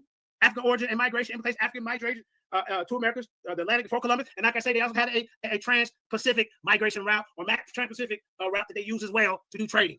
See, authentic verified sources through academic database, fact check website, publication, credentials, and expert consultation. Let's keep going, man. Where's your methods at, bro? I mean, you ain't showing us nothing. You know, man, damn. What the hell going on? Now, implication rewrites history, challenge the traditional narrative, validates oral tradition, confirms some African diasporic communities' oral histories and pre-Columbian presence in America. But there is a lot of oral tradition that these Eurocentrics like Cedrick are trying to to say it ain't real. Look at this. That's more than sickle cell. A time to run. Let me get look at this. What evidence supports the presence of Africans in Brazil before the 1500s? Here go my answer. Archaeological findings, genetic research, and historical accounts from European explorers confirm African presence in Brazil before 1500. How about this? Here go questions from their side. How did African traders and migrants from Mali Empire interact with indigenous Mexicans before Columbus? They established trade routes, sir. They shared cultural practices and possibly intermarried, leaving genetic and cultural legacies. Is he going to tell us about this Christopher Columbus character? What are the records of African presence in Caribbean islands prior to European colonization? Where are their records? Yes, applied to archaeological findings, genetic research, and accounts for indigenous people in the early European settlers. Let's keep going. This dude got into a fight he can't win. What role did transatlantic trade routes play in African migration to Americas before 1492? They facilitated African travel across the Atlantic via Canary Islands, the Caribbean, enabling pre-Columbian migration. You see that, y'all? You see how I'm showing y'all how this shit happened? Excuse me for cousin. Let's keep going. Let's keep going. Huh? Okay, hold on. Let's keep going. Run out of time. Look, these are questions that say, look, how does ancient DNA analysis reveal African presence in pre-Columbian Mexico? Ancient DNA studies detect African genetic signals in Mexican samples dating back 1300 CE, confirming pre-Columbian contact. Look at this. What percentage of modern Brazilian? We don't even need to do that. Let's keep going, man. Let's keep going. Look at this. Can genetic research trace specific African genetic groups to pre-Columbian American population? Remember, he said they couldn't do that. Yes, studies link Brazilian population to Yoruba, Nigerian ancestry, and Mexican population to the Mali and Gambian ancestry. He wants to try to steal that away. How do sickle cell gene distribution correlate with African migration patterns in America? Sickle cell gene present mirrors. Let's keep going. Let's keep going, man. We're running out. Look at this. What was found in America before 1492? The Kubala Achille. I already went over that. I still got more. Look at this. Look at that. I showed y'all weapons, daggers, African style throwing axes. He ain't debunked none of this. Look at this. Cross-reference sources. We did that. You know what I'm saying? Here's the methodology used. Careful digging and removal of soil, artifact analysis, chronological dating. We use that in our studies. Cedrick hasn't showed any study. And look, no one has debunked him. Ain't nobody debunked Ivan, sir. I don't care what you say, sir. Stop it. Stop trying to tear down our people. Let's keep going, man. Vetting process, peer-reviewed excellence is relevant field. Verification of sources through multiple academic databases. I said that. So detailed elaboration, cross-reference sources. Check twice for accuracy. Validation of methodology. Step-by-step explanation. This is what we did in the geochemical analysis of pre-Columbian weapons. African origins confirmed. Look. Did the minerals they found in the pre-Columbian weapons in America originate in Africa? Yes, geochemical analysis will reveal African mineral signatures. I don't know what he's talking about. Gold tip spears and none of that. He ain't done none of the studies. He ain't even presented up here the studies to debunk these studies. Here, cross-reference sources. Check twice. Journal article. Chemistry and African copper deposits. No, look at this. Look at this, y'all. Look at this. When is he gonna bring something? He didn't through the whole goddamn debate. You hear me? Through the whole debate. Let me take it off here for a minute. Let's stop sharing for a minute. Let me get the last second. You got 20 seconds, bro. Hold up. Let me get back on point with y'all. Like I said, man, y'all see who brung what in this debate. Y'all see who wasn't crying and complaining. Y'all see who defended their side, but also attacked their side. He has no offense. None at all. To make you think that Christopher Columbus did the American time. That is time. That is time.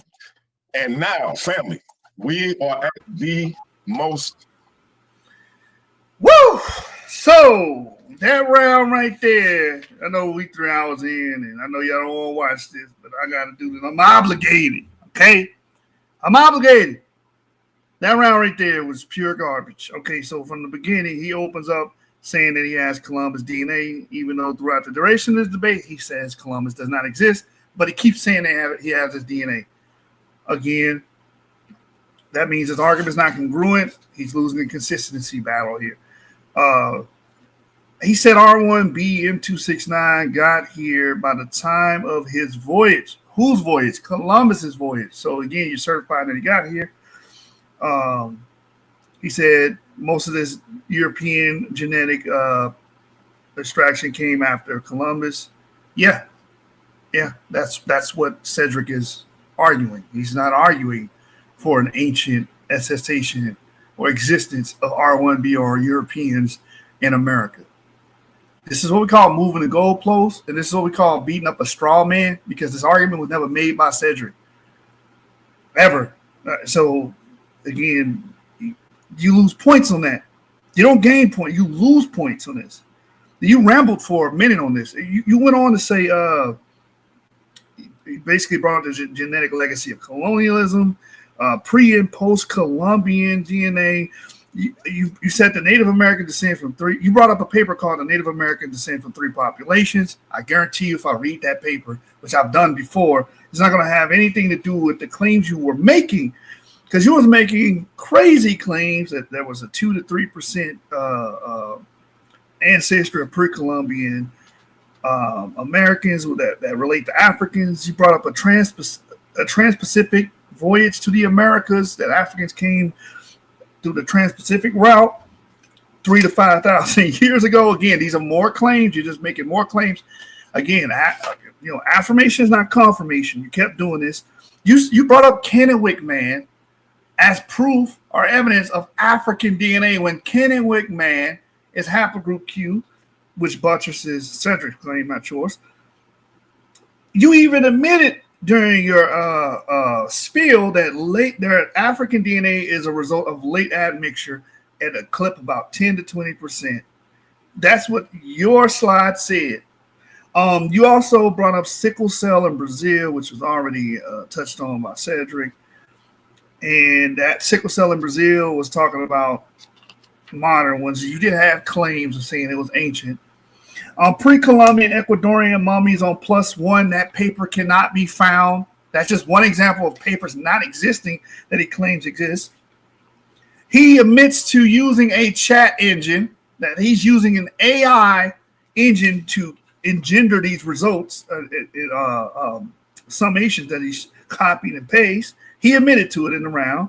He brings up Mexican codices, and then he just goes to this rapid fires bullshit. He says, we've been here, that you guys are supporting fairy tales, and which is quite the contrary. That was very hilarious. You basically said Cedric and other people that think like him were brainwashed by Europeans wearing white wigs. This is not how you debate. This is fallacious. It's pretty much ad hom. Basically what you were saying Cedric would do it, you're actually doing it here. You mentioned that I wrote this down to show that this dude does not cite properly, and AI is not cited properly, because it just says 2018 study in American Journal. That's all it says. It literally said that on the screen. I cannot verify what that source. I no title, no author, no nothing. Then you went on to just say West African traders from Mali are the reason why you see sickle cell and genes pre-Columbian. Another claim, no evidence. Extraordinary claims require extraordinary evidence. You said Columbus. You basically said Columbus genes were. You have to prove that Columbus genes have been here forever. Again, moving the goalposts. That's not Cedric's argument. You said there's plenty of oral traditions claiming that Africans were here, and instead of showing us the oral traditions, you just said it. You just said the shit. You just said, "Hey, there's oral traditions," and then he goes into this segment of the debate where he says he has a quasi Q&A segment, all generated by AI. This was bullshit. You brought up modern Brazilians again having African admixture. Yeah, we expect modern Brazilians to have African admixture because of slavery. Duh. And then it became a bunch of rambling. It devolved into rambling and throwing shit on the wall. So another terrible ass round. This was just a terrible performance all around by JJ. There's nothing else to really say about this round, but again, you were very inconsistent and incongruent with your arguments. You were bringing up modern Native Americans and their admixture. You were bringing up papers that didn't exist. I can go through all of them, but that would mean this show would have to last until perpetuity. So I'm not going to do that. But we've done shows where we talked about the pre-Columbian Ecuadorian mummies, that paper not existing. Your proof of sickle cell is not really proof of sickle cell because, again, these were paleontologists in 1930 saying, hey, these bones look like this person suffered from sickle cell. That's different than extrapolating DNA and proving they had the sickle cell gene. Yeah, this was a terrible goddamn round. You want to nitpick said or say, oh, said spent, the vast majority of this round. Okay, you can't give this. How could you give this garbage ass round to JJ? I'm gonna give it to said. That's another round. If y'all would argue that because he debated the debater and debated the sources of the debater, I don't know what planet you live on. Maybe you live on Pluto, but on Earth, this doesn't track at all. This third round was fucking trash, and it's hard for me to just sit up here and keep and maintain my composure going over this because oh my God, this is just horrid. This is horrid. What I just witnessed again for the second time. It didn't get no better throughout the second watch. I mean, come on, man. R1B claiming Columbus in existence, saying you have his DNA. You citing papers that don't have nothing to do with it. Maybe I should do this again.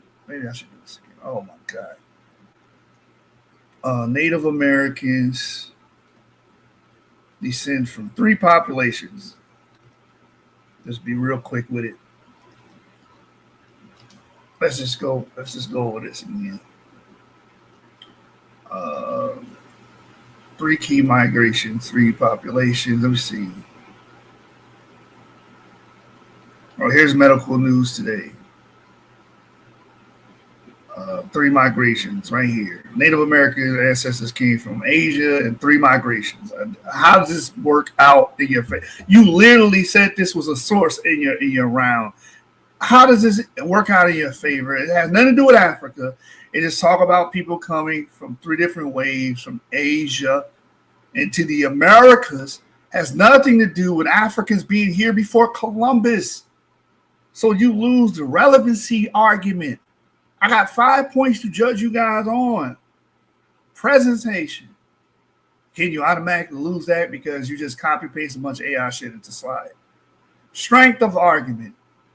Come on, man. Do I even have to explain why this is a poor argument and how strength of argument doesn't work in your favor when you're just out here throwing shit at the wall hoping it sticks? Your own sources bite you in the ass. Like, come on, man. Consistency. The arguments are not congruent. You're showing modern Brazilians and their DNA admixture, and they're trying to conflate that with pre-Columbian ancestry. Come on. So, in relevancy, you were arguing, saying that he had to argue for Columbus genes, that they've been here forever. That's not relevant to the topic. And you're using and referencing old-ass, outdated race science, just like said you was doing. 1930 paleontologist papers and shit. That's what you're referencing with the sickle cell shit. In citations, again, most of your citations just gave us a date and claimed that it came from said publication. It did not tell us the author. It did not tell us where to exactly get this stuff from. It did not give us a date. It gave us a date, but it didn't give us exact authorship or title for many of your claims. So you lose all 5 categories. I don't know what else to say. You lost the fucking debate. Let's move on to the Q&A. Let's just move on to the Q&A. This is nonsensical garbage at this point. Anyway. You got to really be a fan of this dude to sit up here and ignore all this shit to get this guy a win, man. You just really are. You just believe in your ideologue. You're either an ideologue or a fan. Because at the end of the day, what he was doing is not going to be acceptable at all. No, this is garbage. This is unmitigated garbage right here. And just bringing shit up like Mexican codices. You need to explain how is that relevant and what the Mexican codice actually says. It doesn't even help your argument. The fact that you even brought up fairy tales when you're literally supporting and promoting a fairy tale. In your last round, you even said that what you're teaching are alternative narratives. Yeah, man. The Trans-Pacific thing, you just said it happened. You didn't tell us how, when, who. You just said an African Trans-Pacific route happened. And Kennewick man is haplogroup QM3. Why would you bring him up saying that's proof for African DNA? Kennewick man, watch this. I'm going to type in Kennewick man, and I'm going to just type in his haplogroup. Just real quick. Shits and giggles. And that's what Cedrick was telling you in that third round. You need to use verifiable sources. And just a quick reference on this. Here it is. Kennewick man's haplogroups Q-N3. Kennewick man whose remains were found near Kennewick, Washington, and identified as Native American belongs to Y-DNA haplogroup Q-N3, a lineage prevalent among modern Native Americans. And you brought the Kennewick man up as evidence for African ancestry. That's what you did. You brought up Kennewick man as evidence for African ancestry, bro. You fucking lost every fucking round of this goddamn debate, including the opening. All right, let's go to the Q&A. I'm done cussing. I'm done getting upset. Let's just go to the Q&A and let's wrap this shit up. This is garbage. Exciting part of the show. This is what I call the chin check session. Each one of these men will have 10 full minutes to get as many questions to their opponent as they can. If their opponent stalls, they can simply say, next question. They can stop their time up to 3 times, but that is it. After 3 times, the 10-minute will continue to run. If their opponent continues to try to stall or get stagnant, myself or Wade can step in and stop the stagnation. But it is up to the person asking the questions to mind their time. So if their opponent is stalling on a particular question, they have the option to move on, to stop their time, to ask us to get involved, etc. But it's their 10 minutes to do with what they will. DMG, I need you to restroom real quick. And while the brother is going to do what he has to do, we're going to do what we got to do. Hashtag get ranked. The Versus series is live in 2025. We're going to show you our top 6. We move in to the top 8 starting in April. I suspect one of these debaters going to be up in here. Go ahead, Ratchet. No, I'm just saying it depends on our next. You went out, bro. You there, Ratchet? All right, he gonna come back. He gonna come back. Everybody hit the like, share, and subscribe, man. Everybody hit. Hashtag get ranked. Come to the Versus series and get ranked. If you're tired of your moderator and your host all in your debate, making it about them, overshadowing you and your information. Yeah, when he said this, I put in the chat that he talking about JJ. I literally called this shit. I'm like, man, he talking about JJ right here. Shots fired, nigga. If you're tired of your opponents whining like babies, if you're tired of people putting... That's JJ all day. This nigga crying because he lost to Cedrick. Nigga crying every fucking day. Now this nigga Yaya Bantu in the back chat crying because Mel put hands and feet on his ass last night. And he upset because nobody agreed with his damn poor argument. Man, y'all got to become better debaters. Y'all don't want to be... Y'all never become better debaters because y'all won't admit defeat. Y'all want to admit that what y'all doing is garbage, that your method of doing things and arguing, conveying arguments is just subpar. You're never going to admit that, so therefore you can keep doing the same thing.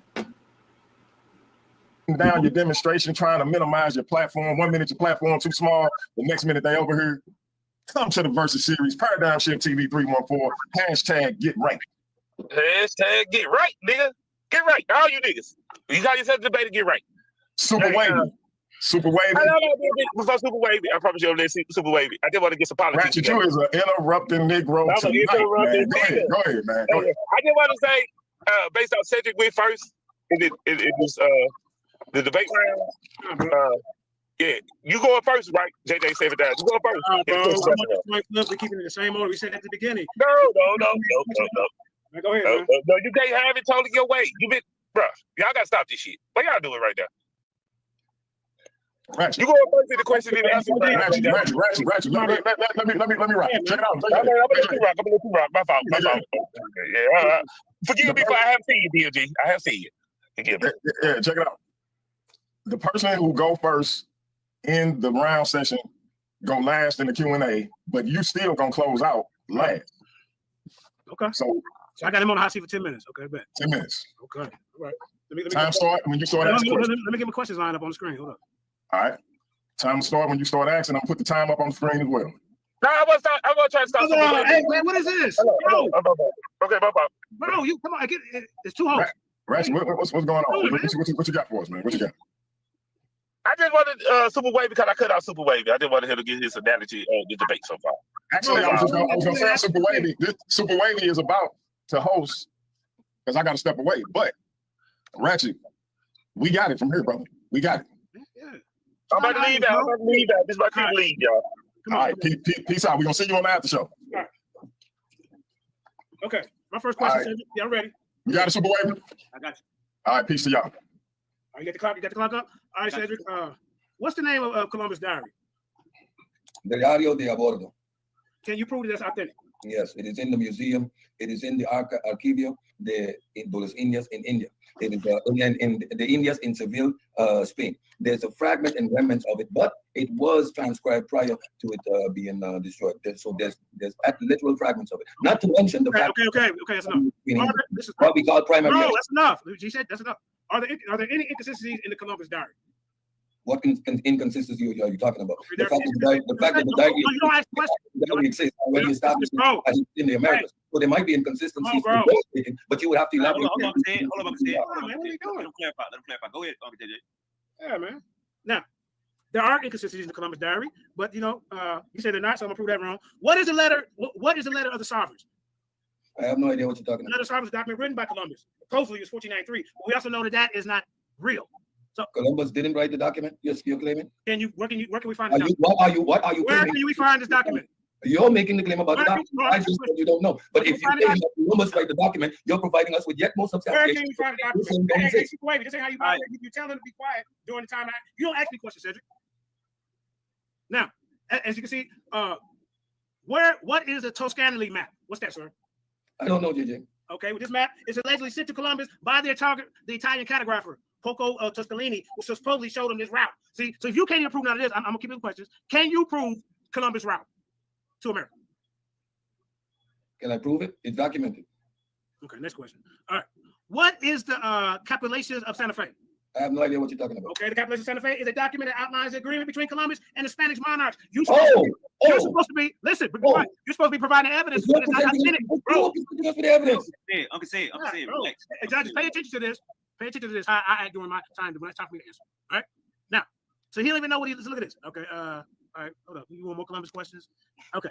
Is there any evidence that there's a Columbus map? Is it authentic? I wouldn't know why there would need to be a Columbus map. Okay, all right, thank you, sir. There's no conclusive evidence of this Columbus map, but we'll keep going. Why is Columbus buried in 3 different places?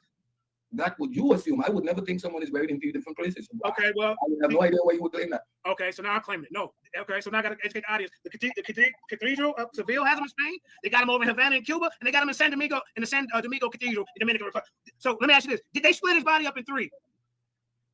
Again, you're making a claim. Okay. I wouldn't make those suggestions. So okay, I don't. Thank you. Did you prove that there was conclusive evidence that Christopher Columbus came to the Americas before Africans in this debate? I think you did. We established, first of all, what a primary source is, which is Columbus's diary, which you made reference to yourself. I indicated where it is. It was transcribed. We have evidence from people on the ship, the medical doctor, Albert, who documented the expedition. This is first hand. You referenced just now the document. Okay, thank you, sir. That's good enough. That's good enough. And Columbus. These are first hand accounts.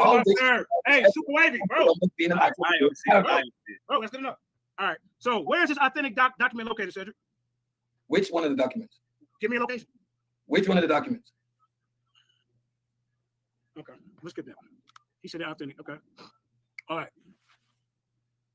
Did you in this debate prove that the Columbus haplogroup was here before 1492? This question is indicative of your utter ignorance. Okay, that's enough. Are you going to answer it? Yes or no? I'm answering your question. So there would be no way. You ask me the question, allow me to answer. Bro, that's it. Hey, judges, look how he's acting during the question and answer round. He's doing ad hoc. Now, how about, did Europeans have a concept of ocean depths before Africans? Yes or no? What was the question again? Did Europeans have a better concept of ocean depth before Africans? Of ocean depth or depth? Depths. The question is irrelevant, even if the all right, thank you. All right. So did they have thorough knowledge of ocean currents and patterns, Europeans? Prior to them being able to get around the horn, no. Oh, okay. Yeah, I heard that. No. All right, let's keep going. All right. Which haplogroup is older, the EM2 or the RB1? The African haplogroup in America or the European? Which one was here first? The African haplogroup and the European haplogroups all oppose 1501. That is coincide with the commencement of the African slave trade. So, So are you saying in front of the audience that the African haplogroup and the Christopher Columbus haplogroup came here at the same time? No, that's not what this is about. So I'm asking you, which one came here first? do I need to repeat my answer? Yes, sir. Okay, the first African presence in the Americas is noted at 1501, an individual named Juan Jodido. He was with the Spanish as part of their expedition. That is the first known African in the Americas. Sir, I asked you, no, listen, I'm asking you again. Which came here first? I'm representing the EM2. What happened? Here's my question. What haplogroup are you representing for Christopher Columbus? Which one? I have no idea what that question is. Oh, okay. All right. So, ladies and gentlemen, which story is more valid? How about this? Which story is more valid? The Christopher Columbus voyage or the story that Mansa Musa told about Abercrombie II? Which one would be more valid to you? The one that has the evidence, because there's no. Okay, sir, all right, thank you. What evidence have you brought? We have already. What evidence have you brought to prove that Christopher Columbus came to America? Where is the ships? Can you tell me where the ships are located? There is no need for us to represent. Yes or no? Can you tell me where the ships are? Yes. Where? So a ship of that age. No, where's primarily from wood would have decayed. Where's Christopher Columbus? Ship, Nina, the Pinta, and the Santorina. Where they at? Of course, these ships. No ship, no goddamn voyage. These ships were destroyed in the voyage. Tell me where they were destroyed at. Where? What location? What location? In the ocean. In the ocean. That's where ships are destroyed. Okay, so you can't tell me where? In the ocean. I just did. Where in the ocean? In the ocean. The Caribbean. Elvis and SpongeBob? Where in the ocean? In the Caribbean Sea. Where? In the Caribbean Sea. Okay, where? Okay, so in the Caribbean Sea, ladies and gentlemen, can you disprove that the anchors they found over in America, in Brazil, these anchors that belong to the Mali Empire, can you prove that they were not connected to the Mali Empire? First, you would have to point me to a location where we can. Okay, that's fine. Hold on, I got one more before my. We have a museum of the location. Right. Now, give us a location. Hold on. Now, give us a location of the Nina, the Pinta, and the Santa Maria. Give us one. Where they capsize at? Go. If you expect wooden ships to exist after 500 years, that's an indication of your ignorance. So can you tell us once again, did you prove that Europeans, Columbus haplogroup came to the Americas before an Afro haplogroup? Go ahead. Again, that is a very ignorant question to assume that a haplogroup that came with a particular individual prior to that existence. All right, Tom. All right, Uncle DMP, you there? Oh my God. Oh my God. Another. Anyway, terrible. JJ opens up the Q&A saying, "What's the name of Christopher Columbus's diary?" And Cedrick, he answers that. He answers it very well. Then he follows up, "Where can we find the document?" And he basically tells him it's in the museum. He says, "Can you prove Columbus's route to America?" This is nonsensical. I don't even know why he asked that. Agreement between Spanish. Then he brought up a document and he said the name. I don't remember the name, but I do know of the Book of Treaties that has all of the writs and the legal permissions that were given to Columbus. Name is the Book of Permissions, and it was compiled 1502. But he also says this document shows an agreement between the Spanish monarchs and Columbus, which pretty much buttresses Cedrick's argument. So again, the consistency, like you can contradicting yourself again in the Q&A. This shit is amazing. He said, "Did you prove Christopher Columbus got here?" That's literally a question, and Cedrick pretty much said, "I think you did," and of course Cedrick did as well because he brought up the documentation and he brought up the medical professional that was with him and all the documentation that corroborates his existence and also him getting here. So this was crazy. That was a crazy question. And even JJ in the Q&A mentioned documentation that basically says there was agreement between the Spanish monarchs and Columbus, which proves it as well. It says here, did Europeans... He said something that's real off topic. He said, Columbus's haplogroup, do you have Columbus's haplogroup in America before 1492? This is moving the goalpost. This is a fallacious move. Off topic. Don't make no goddamn sense. That's not Cedric's argument. He said, did Europeans have knowledge of ocean depths? Again, straw man question right there. This is irrelevant. Who cares if they did or they didn't?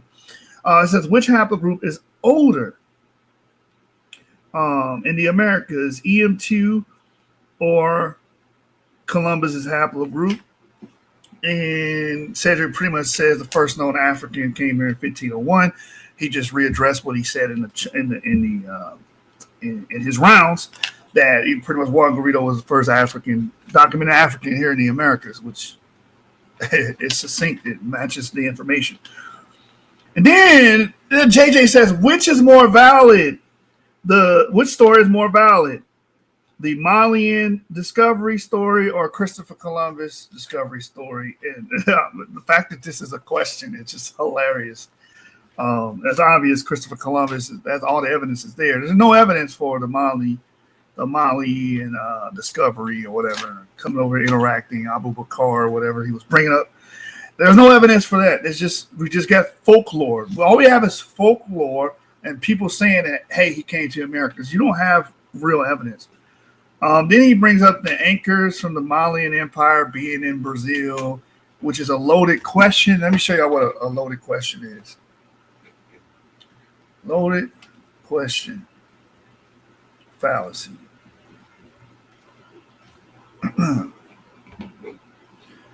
This is a loaded question. This is not how you ask a question, man. You can't put the assumption within the damn question. You're assuming that there are African anchors that are pre-Columbian, and you put it in the question. A loaded question fallacy is a logical fallacy where a question contains an assumption, forcing the respondent to answer in a way that implies agreement with that assumption, even if they don't agree. That was a loaded fucking question, because you basically said, how do you disprove the African or Malian anchors in Brazil? Come on, man. This is some pseudo work right here. Some great pseudo right here, bro. You serve us a great pseudo. So we're gonna move on to Cedrick's portion of the Q&A. You failed the Q&A, man. That was some garbage. That was some garbage. Okay, by pseudo. Okay, that was terrible. Anyway. All right. All right, Uncle Steve, we're gonna start when you're ready. Okay, JJ. I'm going to start with your last question. How would you expect to find European genetics before Columbus came to the Americas? Prior to Columbus coming to the Americas, there was no new and old world contact. So how would you expect for there to be a shred of evidence for something that would not exist? Okay, thank you. All right. So, am I still on? Can you hear me? Let's see. Can you still hear me? Listen. We hear you. All right, I want to turn my camera on. Hold up. All right. So, how we find out dates and times is called geochemical analysis, radiocarbon dating. Stop. You can't answer the question. You don't want to get into it, y'all. So I'm going to reiterate my question. Reiterate, sir. European genetics arrive in the Americas at the point that Europeans arrive. You are asking us to present Europeans prior to Europeans you're asking us to present European genetics prior to the European genetics being in the Americas. How is that even a relevant question? Okay, so the narrative, ladies and gentlemen. Okay, let me rephrase it right. The narrative is did Europeans come to the Americas, or Columbus come to the Americas? So again, okay, thank you. So That means stop. It's my time to ask the question. So what I just illustrated is the ignorance in even asking that question, because you wouldn't be able to have European genetics prior to Columbus, because it's pre and post Columbus. Now, JJ, can you point us or indicate to us in which museum we can find artifacts like the anchor you're speaking about? Okay. No, I haven't researched the anchors, but I have researched, like they do have a museum. I didn't look that up as part of my debate. Stop. So you made stop. Okay, thank you very much. So you made a claim about anchors, and you actually have no evidence for where these anchors are located, which I indicated during my debate that these are fabricated sources. Did you ask the question, sir, or you just keep talking? It's my time, so I'm doing what I want for my time. You gotta ask questions. JJ, don't interrupt him. It's his time. So we've established that there's no credible evidence for that here. You made a claim about yams, about food. Now, we've totally dismantled that claim. How do you stand behind the claim of yams when we know by genetic evidence that which yams are indigenous to the Americas and when West African yams were brought to the Americas? We have scientific evidence for that fact. So how do you continuously make that claim? Okay. Now, ladies and gentlemen, during this debate, I mentioned food, coins, textiles. If you go back and retract, I never specifically in this debate said anything about yams. In his opening slides, you can clearly see the food source he was referencing was yams. You realize that he has no evidence for the yams. Now he's running away from that claim, which was actually presented. Now, JJ, you're making claims of African clothing and material in the Americas, yet you present us with no evidence for how this transoceanic voyage could have been made. Present us with some actual evidence, archaeological evidence, and a source where we can find the means by which this transatlantic trade voyage was made. Okay. All right, we're gonna do. Okay, so can I share my screen, or are you just gonna cut me off before I share my screen? No, you don't need to share your screen. Okay, so ladies and gentlemen, I'm gonna answer the best I can. I see what he's doing. He don't let me talk. So I can't even share my screen to answer his question. right? But through the Canary Currents, there's possibilities of them Stop, following the current over here. stop. I didn't ask you for a possibility. I asked you for archaeological evidence of the means by which this transoceanic voyage could have been made. So then yet again, you start on some non sequitur which doesn't support your arguments. You made a claim and doubled down after I demonstrated by peer-reviewed sources how Ivan van Sertima was debunked. He himself made it clear that his whole work was based on speculation. Why would you lie to the people still and tell them that his work has never been debunked or reviewed?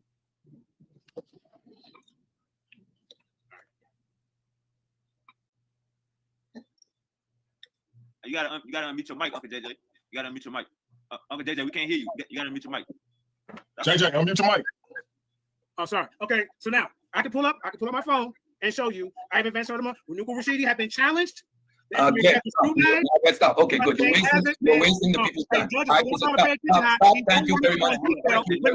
Thank you very much. I do not need you to insist on lying. Everybody saw clearly, right, that he has been refuted and debunked by peer-reviewed academic work and by multiple sources. It was clear on the screen for everyone to see. Where you admitted you do not care what I say. So do not make that regurgent claim. That is completely dishonest. You're intellectually dishonest. Now, you present your work in such a ridiculous fashion by presenting these sources, Bartoli, as if his work has been confirmed. Do you, can you provide us with a peer-review source for his work?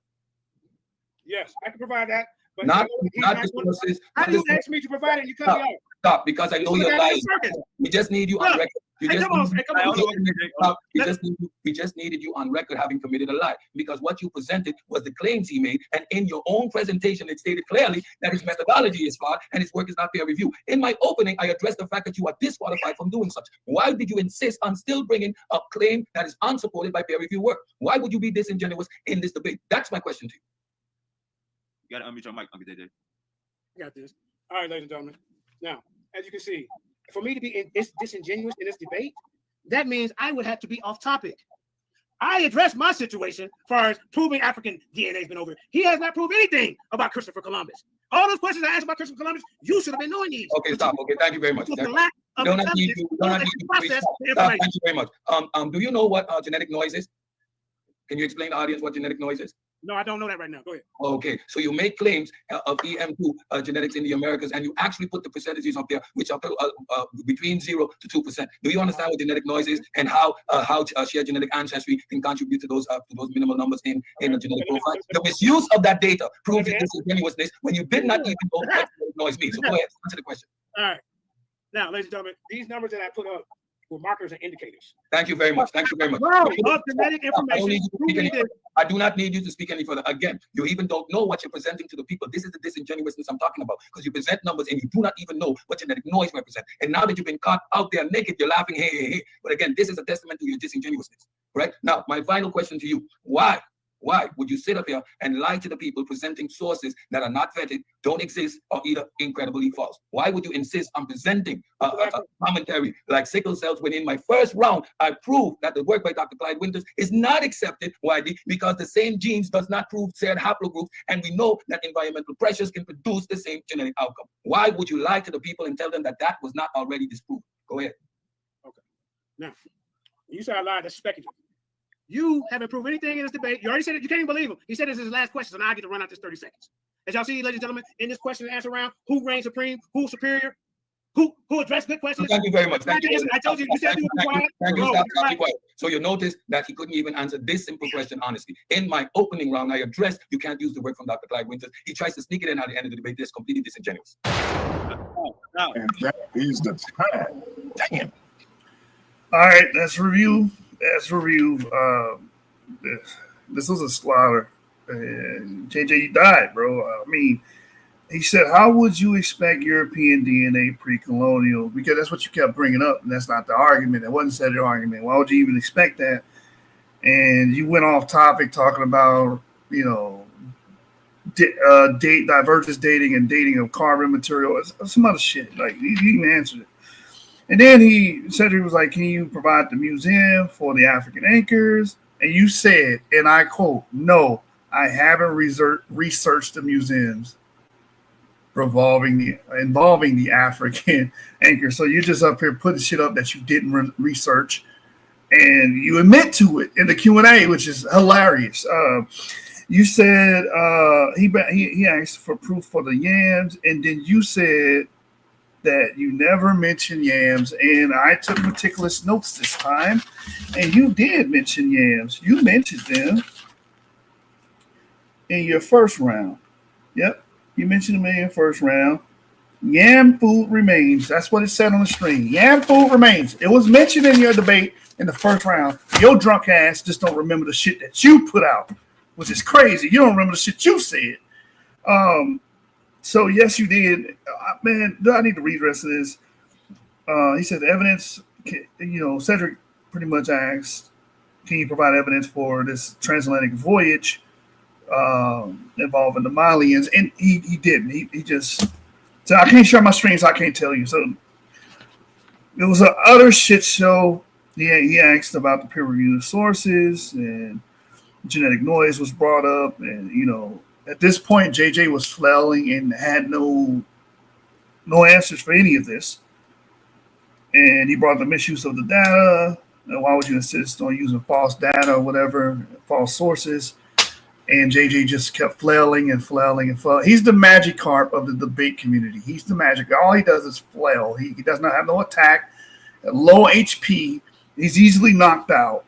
Okay, you need to hurry up and evolve into Gyarados, my man, because this is sad. You lose the Q&A. Cedrick, you won the debate outright.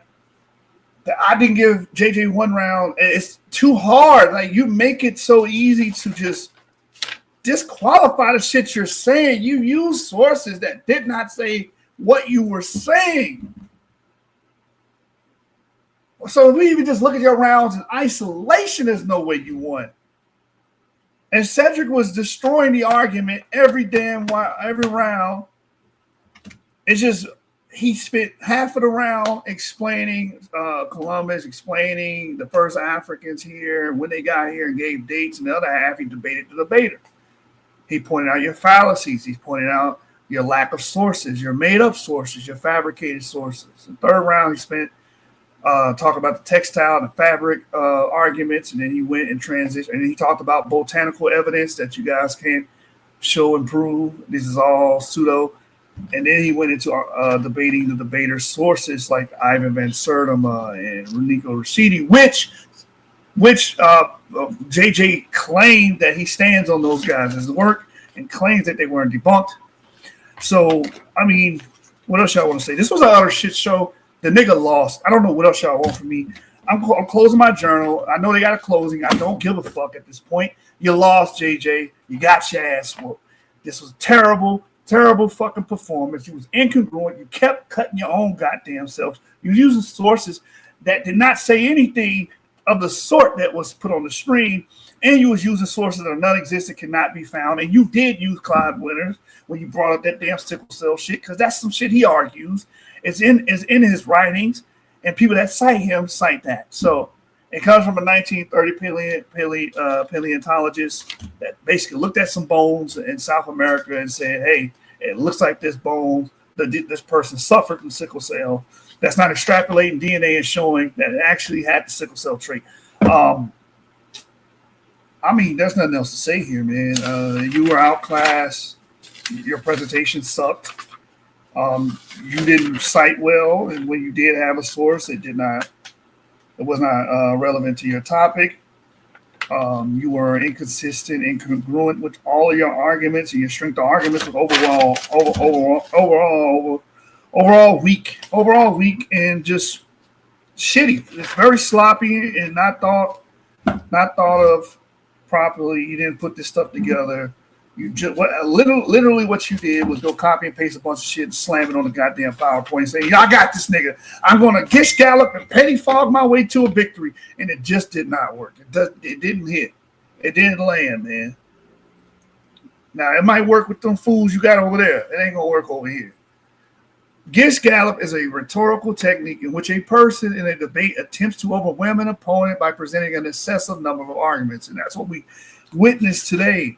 It says, with no regard of their accuracy or the strength. So you didn't care if they were true or they're right or they've been verified. You didn't give a damn. As long as you could spew out a million fucking points, that's all you cared about. It says, with the rapidity that makes it impossible for the opponent to address them in the time available.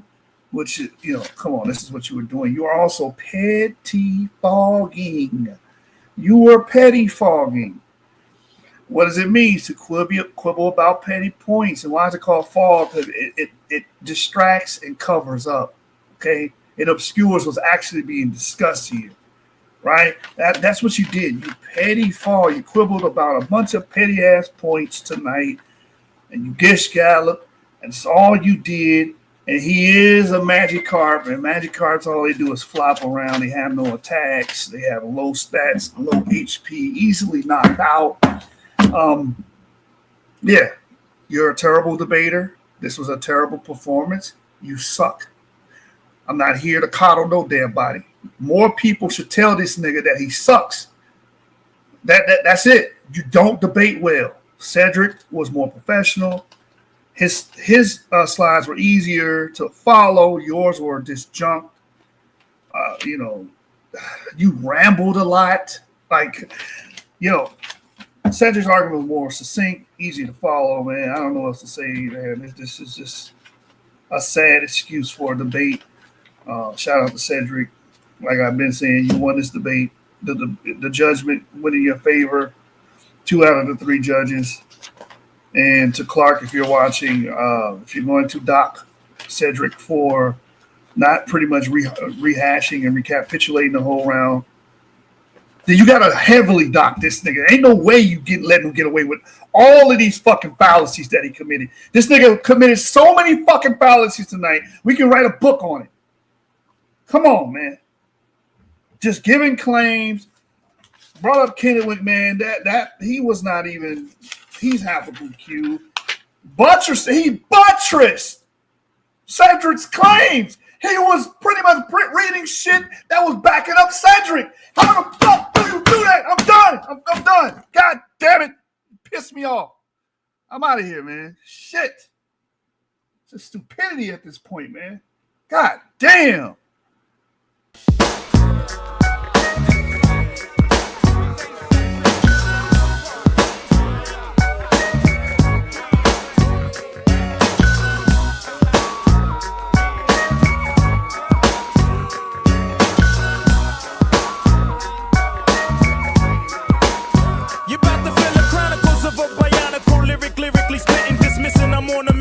Hitting. Now it's written and kitten, hitting with mittens. I'm missing, wishing, man, listen. I glisten like sun and water while fishing. Bust the move in this word. Serve words with nerve embedded. I said it word, damn you nerd, man, you heard. Coming from the town of Illy and alleys are full of Phillies and rallies. Suckers get silly and Sally. Them found in alleys and rally. Really? So here we go. Now holla if you hear me though. Come and feel me. Flow.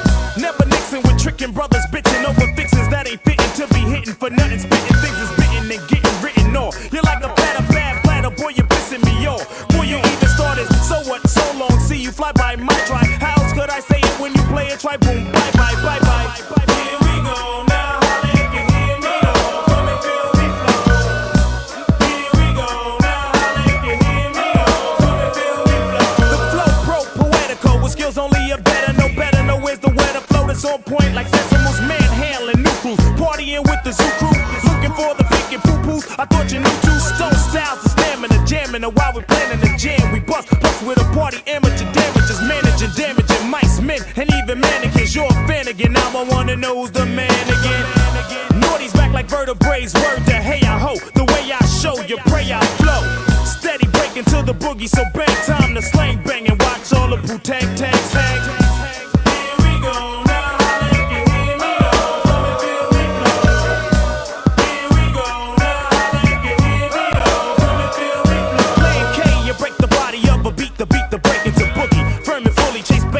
Like bullies. All we wanna know is if your body wanna party. It's the poop tang for everybody. So hip up and split up, get up, your wit up, souped up, put your dukes up, no guts set up for sit up, flip up, watch us rip up, shake shows until they fizz up, rizz up like you're with us. If not, zip up your lip up, whip up. Hits with ransom, foul styles get and once we came back cause we heard hip hop needed another anthem. Black like Noah, in fact then for ya. And we was back in the days with the justice we'd have been known as the flowers. Revenue since the 70s, find me. So we went crazy in the 80s, so we won't kiss heinies in the 90s. Oops, the naughties, troops in sections of 40. So clap your hands and hold your shorty, I'm naughty.